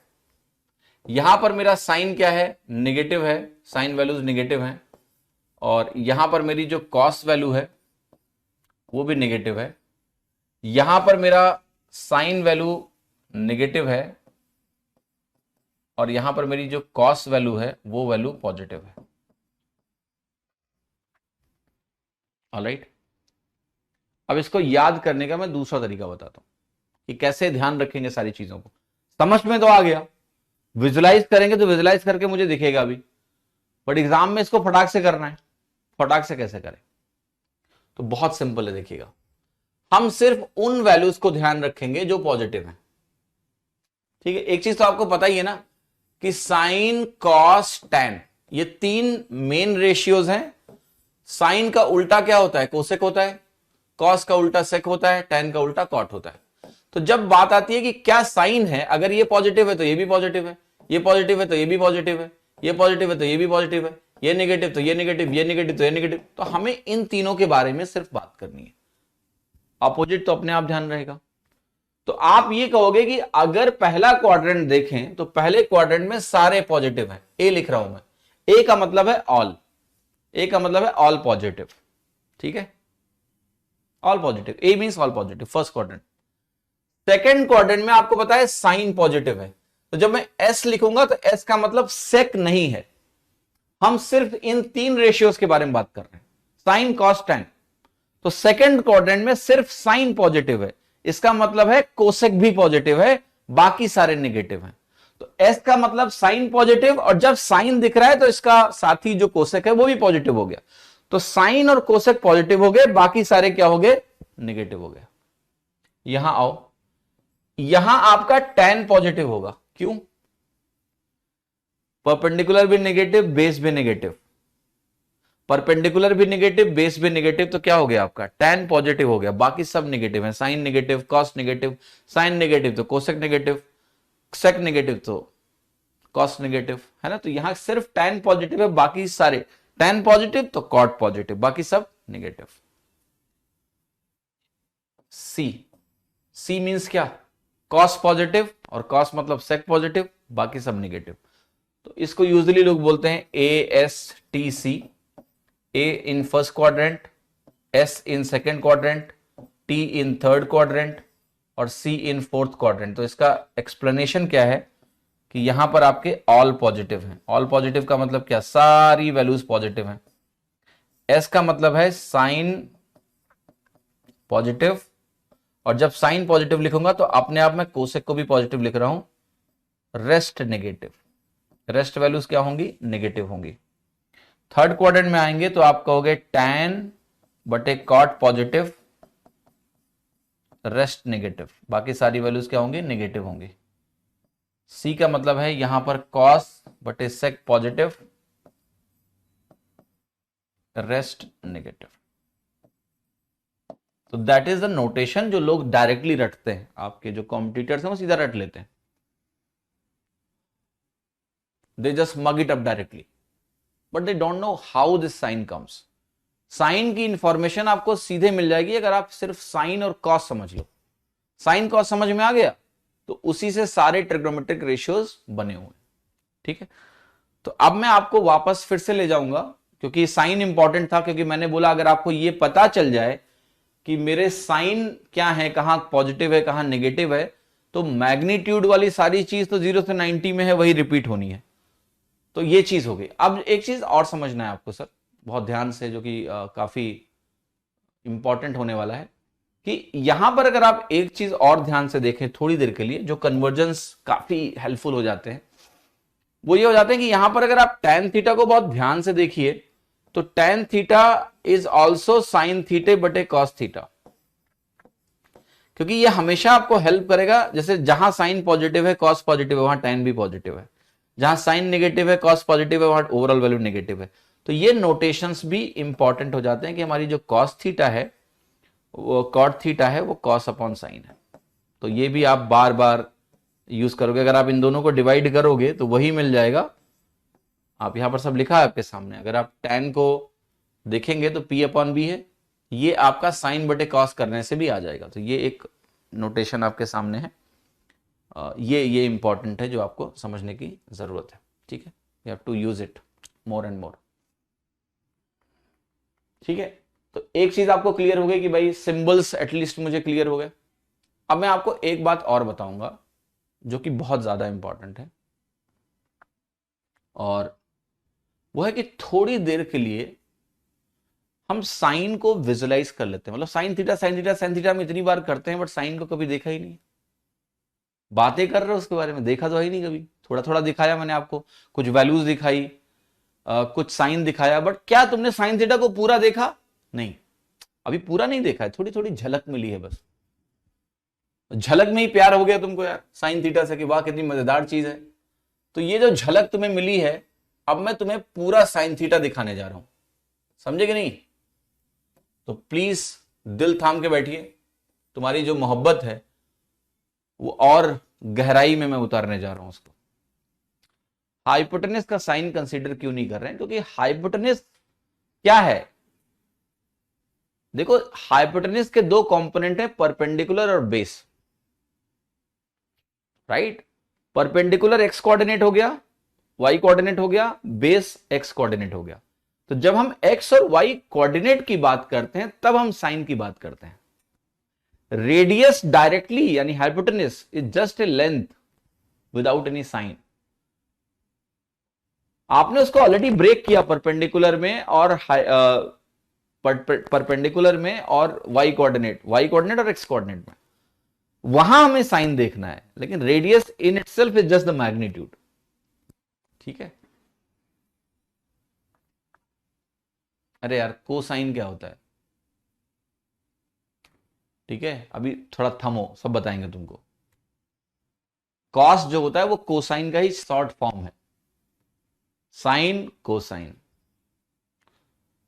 तो cos is the short form of cosine. ठीक है, साइन का साथी कोसाइन। चलो इधर आओ पहले, तो जरा एक बार बहुत ध्यान से उस बात को जरा समझते हैं हम, जो मैं आपको समझाना चाहता हूं कि जरा साइन थीटा के बारे में सोचते हैं।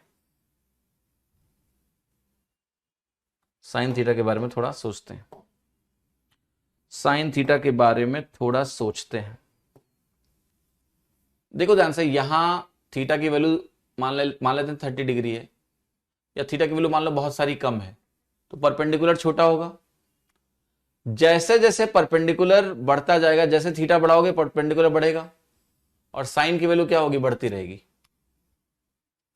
तो क्या साइन थीटा की वैल्यू परपेंडिकुलर के प्रोपोर्शनल है फर्स्ट क्वाड्रेंट में? यस, है कि नहीं है? यस। क्या साइन थीटा की वैल्यू आपको समझ में आ रहा है प्रोपोर्शनल है परपेंडिकुलर लेंथ के? P is perpendicular, yes. क्यों? इसलिए प्रोपोर्शनल है बिकॉज हमारी ये वैल्यू लगातार बढ़ती जा रही है। परपेंडिकुलर देखो, जैसे थीटा आप पहले क्वाड्रेंट में चेंज करोगे तो पहले क्वाड्रेंट में क्या हो रहा है, परपेंडिकुलर पहले क्या हुआ, 0 हुआ, 0 से एक सर्कल में परपेंडिकुलर मूव कर रहा है। तो जैसे आप एक सर्कल में पॉइंट मूव करते जा रहे हो, जो आपका परपेंडिकुलर है वो परपेंडिकुलर लेंथ चेंज होती जा रही है, हो रही है कि नहीं हो रही है? यस। और परपेंडिकुलर लेंथ जैसे बदल रही है, बढ़ रही है, बढ़ रही है, बढ़ रही है, बढ़ रही है, बढ़ रही है, आपके साइन की वैल्यू बढ़ती रहेगी। Okay,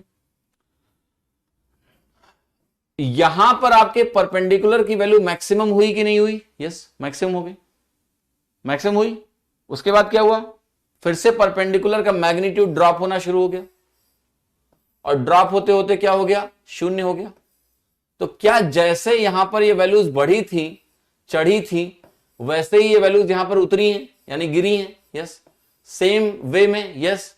same order, same magnitude में? यस, क्योंकि यहां सर्कल में गई फिर वहां से उतर, इस लाइक चढ़े और फिर उतरे।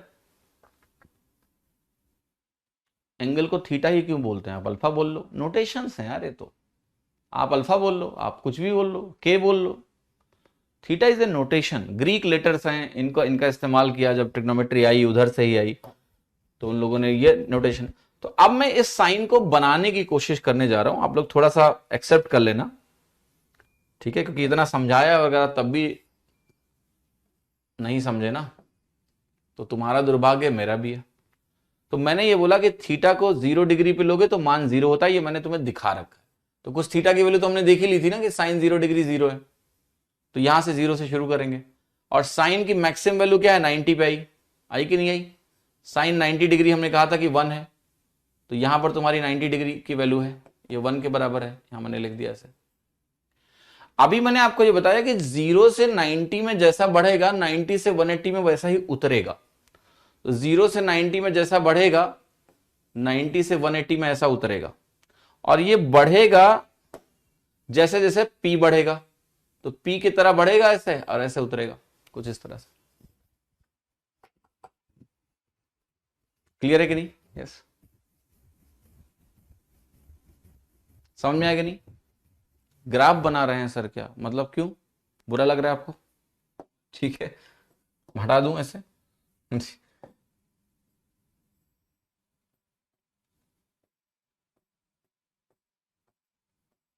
समझ में आया आपको? ऐसा कुछ आपको महसूस हो रहा है कि 0 से 90 और 90 से 180, ये पहले क्वाड्रेंट में पूरा साइन का ग्राफ है। 0 से 1 गया और 1 से नीचे उतरा।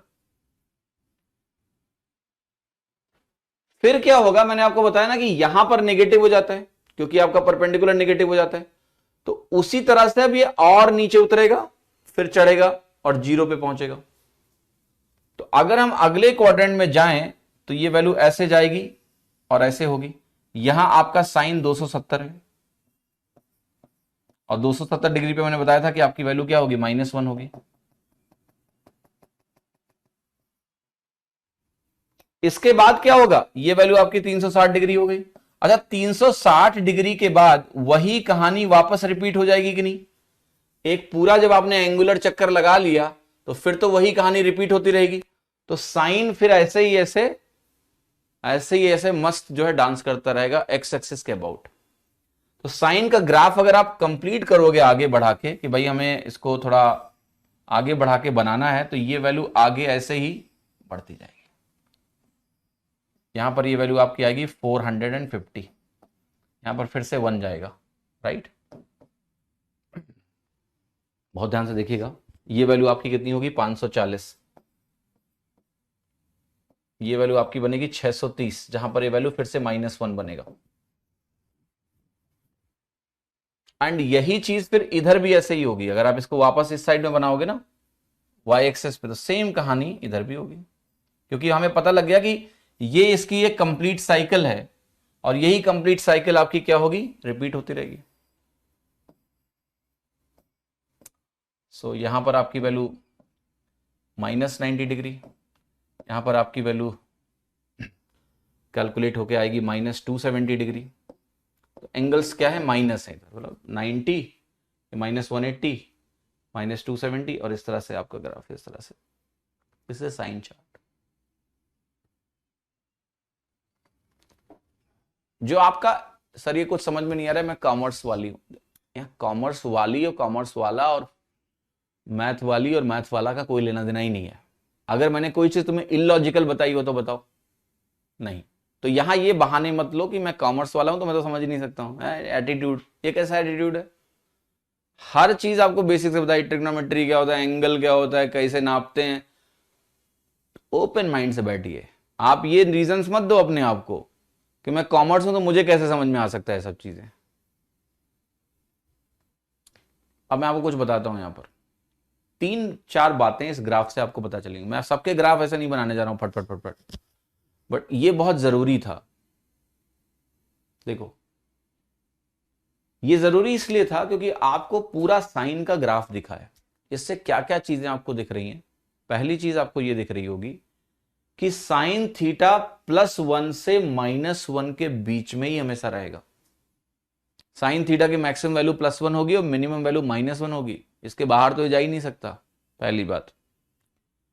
दूसरा जो इंपॉर्टेंट चीज है वो ये आपको समझ में आ रही होगी कि साइन जो है फंक्शन, राइट, इसकी पॉजिटिव नेगेटिव साइकिल भी आपको दिखेगी। देखो, ये क्या है? ये तुम्हारा फर्स्ट क्वाड्रेंट है, यहां पर साइन पॉजिटिव है। ये 90 से 180 सेकंड क्वाड्रेंट है, साइन क्या है? पॉजिटिव है। ये 180 से 270 साइन क्या है? नेगेटिव है। 270 से 360 क्या है? साइन नेगेटिव है। तो यहां ये भी दिख रहा है कि इसके साइन वैल्यूज क्या है मेरी। ऑलराइट, क्लियर है? यस। इसके बाद और देखिए,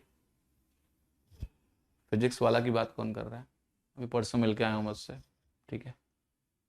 सो he is a very nice person. He is from same alma mater college, अलग पांडे। HBTI से हम भी हैं, वो भी है। परसों हमारी मीटिंग हुई है, मिले हम लोग, ठीक है। Okay, so anyway, come back here. He is doing nice work, amazing. तो काफी कुछ सीखने को मिलता है जब आप ऐसे लोगों से मिलते हो जिन्होंने इतना कुछ अचीव किया है। Okay, so anyway, let's come back and discuss this what we are doing.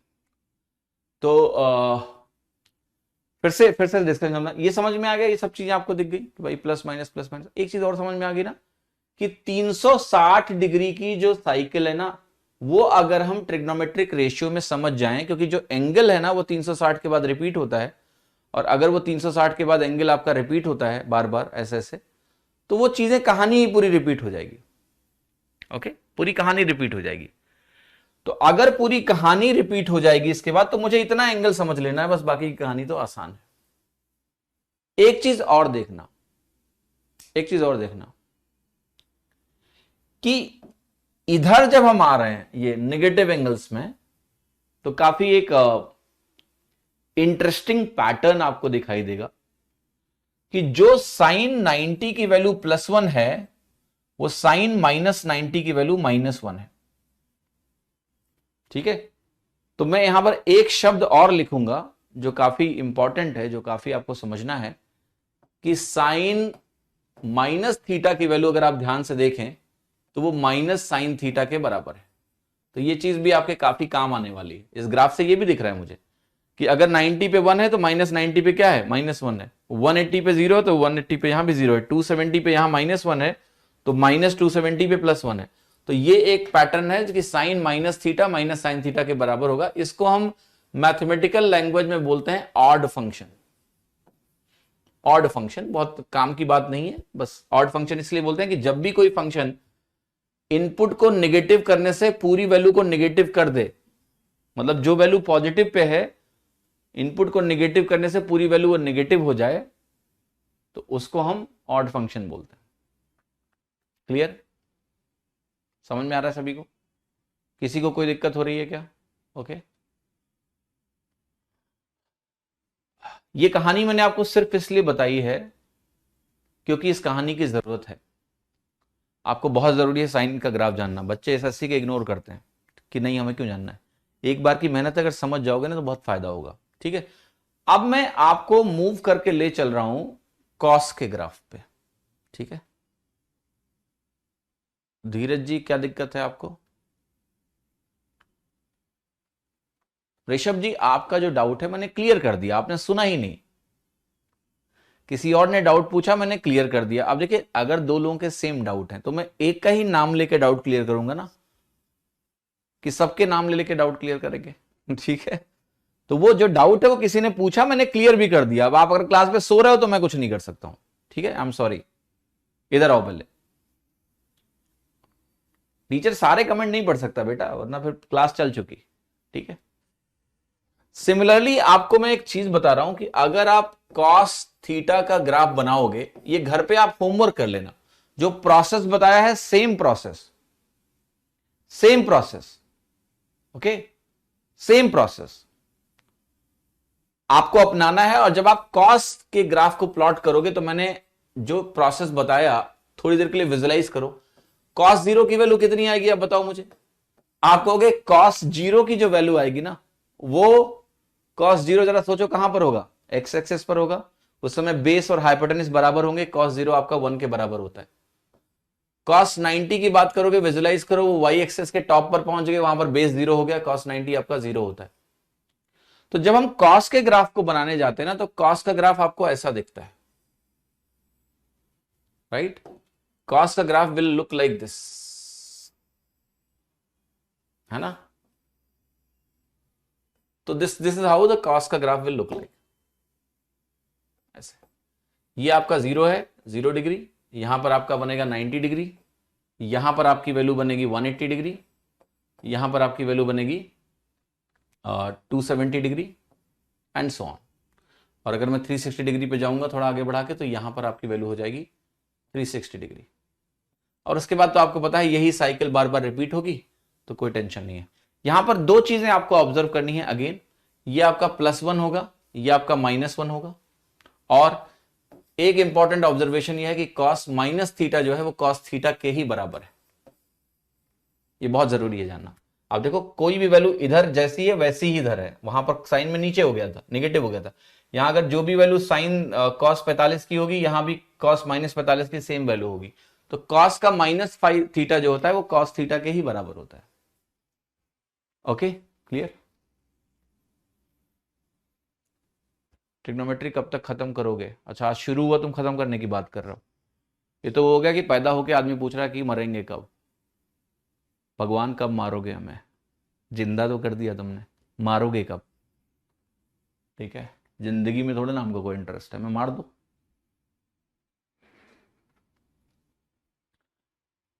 जब टॉपिक में इंटरेस्ट नहीं आता है ना, पढ़ने में मन नहीं लगता, तो यही सब होता है, खुराफात सवाल आते हैं। अच्छा, ये खत्म कब होगा? लिस्ट में चला जाए बस मेरे कि हाँ खत्म हो गया, बस हम आग लगा देंगे। चुपचाप पढ़ लो, और ये देखो कि जो पढ़ा रहे हैं ना तुमको, कहीं पढ़े नहीं हो। Anyway, let us come back and talk few more things. अब मैं आपको क्या करने जा रहा हूं, मैं सबसे पहले जो वैल्यूज है ना उनको लिख देता हूं आपके लिए। ठीक है, सबसे पहले 0, 30, 60, 90 वगैरह वगैरह। देन बाकी जो रिलेशंस है वो आगे हम कल बिल्ड करेंगे। कॉस का ग्राफ अच्छे से आपको समझ में आना है, क्योंकि साइन कॉस का ग्राफ ही सब कुछ है आपके लिए। बहुत ज्यादा ग्राफ में नहीं घुसना है मुझे, लेकिन साइन कॉस टैन का ग्राफ तो देखना है, तो टैन का ग्राफ भी मैं कल आपको दिखाऊंगा। तो अभी हम क्या करने जा रहे हैं, देखो हम टेबल बनाने जा रहे हैं। 0 डिग्री, और यहां लिखेंगे 30 डिग्री, यहां लिखेंगे 45 डिग्री, यहां लिखेंगे 60 डिग्री, और यहां लिखेंगे 90 डिग्री। यहां तुम्हारा हो गया साइन कॉस टैन, यहां हो गया तुम्हारा cosec sec cot, right? Sine 0 0, sine 30 1/2, sine 45 1/√2, sine 60 √3/2, और साइन 90 क्या है 1। cos 0 1, cos 30 √3/2, cos 45 1/√2, 60 आपका हो गया 1/2, cos 90 0। tan 0 0, tan 30 आपका 1/√3 है, साइन और cos को डिवाइड करने से आ जाएगा। ये 45 आपका 1 आ जाएगा, इनको डिवाइड करने से आ जाएगा, इसको डिवाइड करोगे √3 आ जाएगा। ये जो वैल्यू है ये काफी इंटरेस्टिंग है, इस पे भी क्वेश्चन मार्क लगाते हैं, क्योंकि इनको डिवाइड करोगे तो 1/0 आ जाएगा। 1/0 इन्फिनिटी होता है कि अनडिफाइंड होता है? This is one question that we need to understand. Cosec में आएंगे तो कोसेक साइन का उल्टा होता है, जो 0 डिग्री अगेन वही होगा कि इस पे मैं क्वेश्चन मार्क लगा रहा हूं भी, क्योंकि कोसेक 0 जो है वो क्वेश्चन मार्क इसलिए लगा रहा हूं बिकॉज 1/sin है तो 1/0 है, तो 1/0 को क्या बोलेंगे, इन्फिनिटी बोलेंगे या अनडिफाइंड बोलेंगे, थोड़ा सोचना पड़ेगा। बट कोसेक 30 बहुत क्लियर है कि 2 के बराबर है, कोसेक 45 मेरा √2 के बराबर है, और ये वैल्यू मेरी 2/√3 के बराबर है। और अगर हम कोसेक 90 की बात करेंगे तो साइन 90 का उल्टा 1 है। सेक में जाओगे तो सेक की 0 वैल्यू अगेन कॉस 0 का उल्टा है 1 है। यहां पर आप आओगे तो ये वैल्यू 2/√3 है, ये वैल्यू आपकी √2 ही बनेगी। इस वैल्यू की हम बात करेंगे तो ये 2 बन जाएगी। और यहां पर इसमें भी अगेन क्वेश्चन मार्क लगाया मैंने, क्योंकि ये कॉस का उल्टा है तो 1/0 बनेगा। 1/0 डिफाइंड एंड डिफाइंड अभी पता नहीं। यहां पर आप कॉट की बात करोगे तो क्वेश्चन मार्क लगाएंगे, क्योंकि कॉस अपॉन साइन है, 1/0 बनेगा। 1/0 क्या है पता नहीं, देखते हैं अभी। ये √3 बनेगा कॉस अपॉन साइन, यहाँ पर 45 आपका 1 ही आ जाएगा कॉट, यहाँ पर आपका ये 1/√3 आ जाएगा। और इस वैल्यू की आप बात करोगे कॉट में 0/1 बनेगा तो ये वैल्यू 0 बनेगी। ओके, क्लियर है, सभी को समझ में आ रहा है? यस।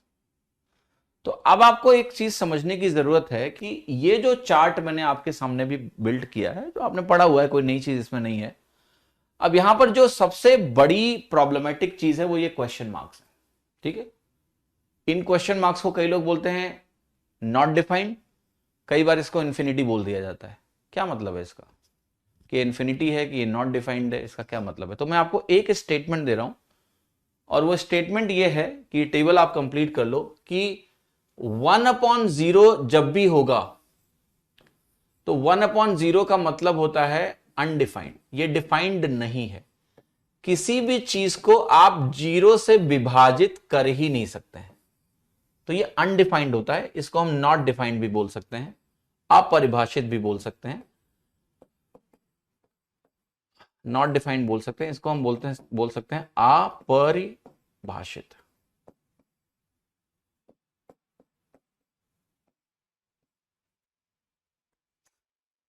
पता है मेरा इंटरेस्ट क्या हुआ जब पहली बार मैंने पता लगा कि ये अनडिफाइंड है, तो मेरा इंटरेस्ट जगा क्यों, राइट? इसलिए मैंने क्वेश्चन मार्क लगाया। यहां जहां भी क्वेश्चन मार्क लगा है उस क्वेश्चन मार्क का मतलब है नॉट डिफाइंड। तो we can mug it up, हम इसको रट सकते हैं कि नॉट डिफाइंड है, या हम क्वेश्चन कर सकते हैं कि नॉट डिफाइंड क्यों है।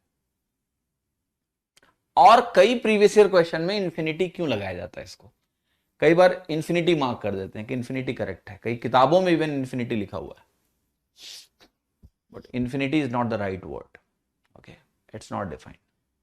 तो कल की क्लास में मैं आपको यह बताऊंगा कि नॉट डिफाइंड क्यों होता है, और आगे की चर्चा हम लोग करेंगे। आशा करता हूं कि ट्रिग्नोमेट्री की पहली क्लास में आपको मजा आया होगा।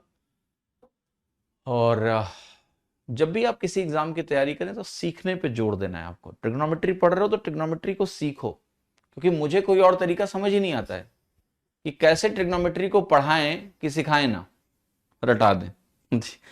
हो सकता है एग्जाम में वो तरीका काम भी कर जाए, मैं मना नहीं कर रहा हूं। That's not a right way to learn maths. Doesn't matter कि मैथ 10 नंबर की है, 20 नंबर की है, 50 नंबर की है, 90 नंबर की है। What matters is that you have to learn it in a right way, man. You can't learn it in any other way. कि तुम्हें साइन फंक्शन ही नहीं क्लियर है, तुम्हें कॉस क्लियर ही नहीं है, तुम्हें टेन क्लियर ही नहीं है। ये तो वो पहले जमाने की जो शादियां नहीं होती थी, जहां पर ना लड़का लड़की से मिलता था, ना देखता था, ना बात करता था, हो गई शादी, घर वाले पापा ने बोल दिया कि शादी हो रही है तुम्हारी, करो शादी। आज की डेट में मिलते हैं, बात करते हैं, दो चार बातें समझते हैं, ठीक है? समझ में आया कि नहीं? कुछ लोग तो कहते हैं भैया तो छोड़ो, पहले लिव इन में रहेंगे साथ में, एक दूसरे को ठीक से समझेंगे, क्योंकि दो बार मिलके भी क्या सीखेंगे हम, ठीक है, कि तुम्हारा नेचर क्या है। चार बार मिलेंगे तुम तो अच्छा अच्छा ही अपने आप को दिखाओगे, ठीक है? तो एक कल्चर आज की डेट में भी चल गया, रह के देखेंगे साथ में पहले कैसे हो तुम, ठीक है? I am not talking analogy in that sense, okay, I'm just saying कि if you are going to learn a subject, learn it well, है ना? साइन फंक्शन पता ही नहीं है और करंट ट्रिग्नोमेट्री सीख चुके हैं, कुछ नहीं सीखा तुमने, ठीक है? तो मैं ये नहीं कह रहा हूं कि हम आईआईटी की ट्रिग्नोमेट्री पढ़ रहे हैं, क्योंकि कई लोगों को ये भी प्रॉब्लम हो जाती है कि जैसे मैं उनको समझाने की कोशिश करता हूं कि साइन थीटा क्या है, साइन थीटा का देखो ये ग्राफ है, वो तुरंत ही कहते हैं ये आईआईटी की मैथ हो गई। नहीं, साइन बेसिक ट्रिग्नोमेट्रिक रेशियो है बच्चा, उसको तो जानो ना कम से कम। अगर तुम्हारे अंदर ये क्यूरियोसिटी है ही नहीं है कि साइन थीटा कैसा दिखता है, साइन थीटा क्या होता है, तो ये क्यूरियोसिटी ही नहीं है, तो फिर तुम मैथ सीख क्या रहे हो? फिर क्या सीख रहे हो? अगर तुम ऐसे साइन को सीखोगे, अपने बच्चे को भी अच्छा सिखाओगे। जब स्कूल में उसका बच्चा आपका जाएगा और 10th में मास्टर उसको उल्लू बनाएगा, तो जब वो घर लौट के आएगा तो तुम पूछोगे क्या पढ़ रहे हो? ट्रिग्नोमेट्री, दिखाओ क्या पढ़ा रहे हैं। अच्छा, साइन को बस ऐसे लिखा दिया, उन्होंने बताया नहीं साइन कैसे दिखता है? नहीं, तो तुम बैठ के उसको पढ़ाओगे कि हाँ चलो हम तुम्हें दिखाते हैं साइन कैसा दिखता है, क्योंकि this is the only way to learn. 9th class में जब साइन थीटा पढ़ाया जाता है तो साइन थीटा का ग्राफ दिखाना चाहिए, तमीज से समझा के कि ऐसे होता है, ये होता है, यूं होता है। बताते ही नहीं कुछ, रट लो बल लाल बटे कक्का, ये क्या है? ठीक है, छोटा भाई बगल में बैठा था इसलिए साइड में जाना पड़ा। क्यों, मैंने ऐसा क्या बोल दिया?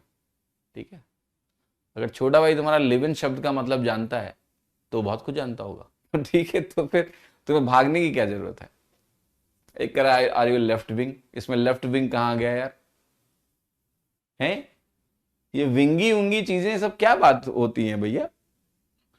कुछ भी चलता है लोगों के दिमाग में।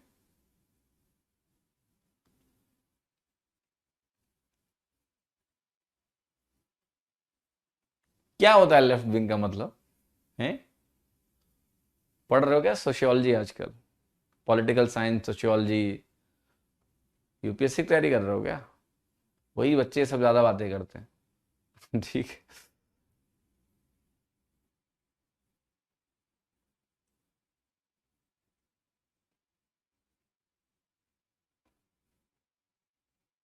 ओके। देखो मैं मैथ्स का टीचर हूँ, मैथ्स अच्छा पढ़ाता हूँ, इस तरीके से पढ़ाता हूँ कि तुम सीख जाओ, बस यही मेरा काम है। बाकी विंग वंग ये सब मुझे खुद नहीं आता है, क्या विंग होता है।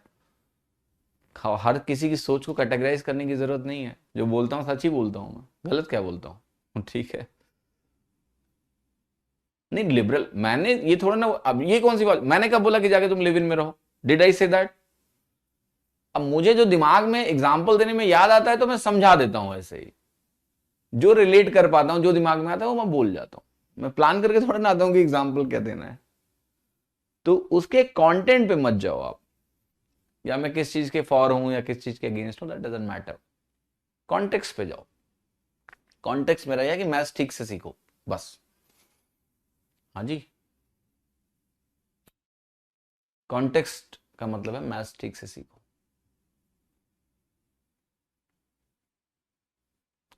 चलो ठीक है, घर जाओ और थोड़ा सा रिवाइज वाइज करके उसको तमीज से आना, ताकि कल का डिस्कशन थोड़ा पीसफुल रहे। एक बार कल कुछ चीजें और बताएंगे, देन हम ट्रिग्नोमेट्री में थोड़ा आगे मूव ऑन कर जाएंगे। ठीक है, अभी इंपॉर्टेंट शुरू में यह है कि इनको समझो, क्योंकि इसके बाद ही मैं तुम्हें कुछ और चीजें समझा सकता हूं जो बहुत ही जरूरी है, वरना सब कुछ रटना पड़ जाएगा तुमको। ऑल राइट, ऑल राइट, चलिए अपना ख्याल रखिए, मौज करिए, फिर मिलेंगे कल। Thank you.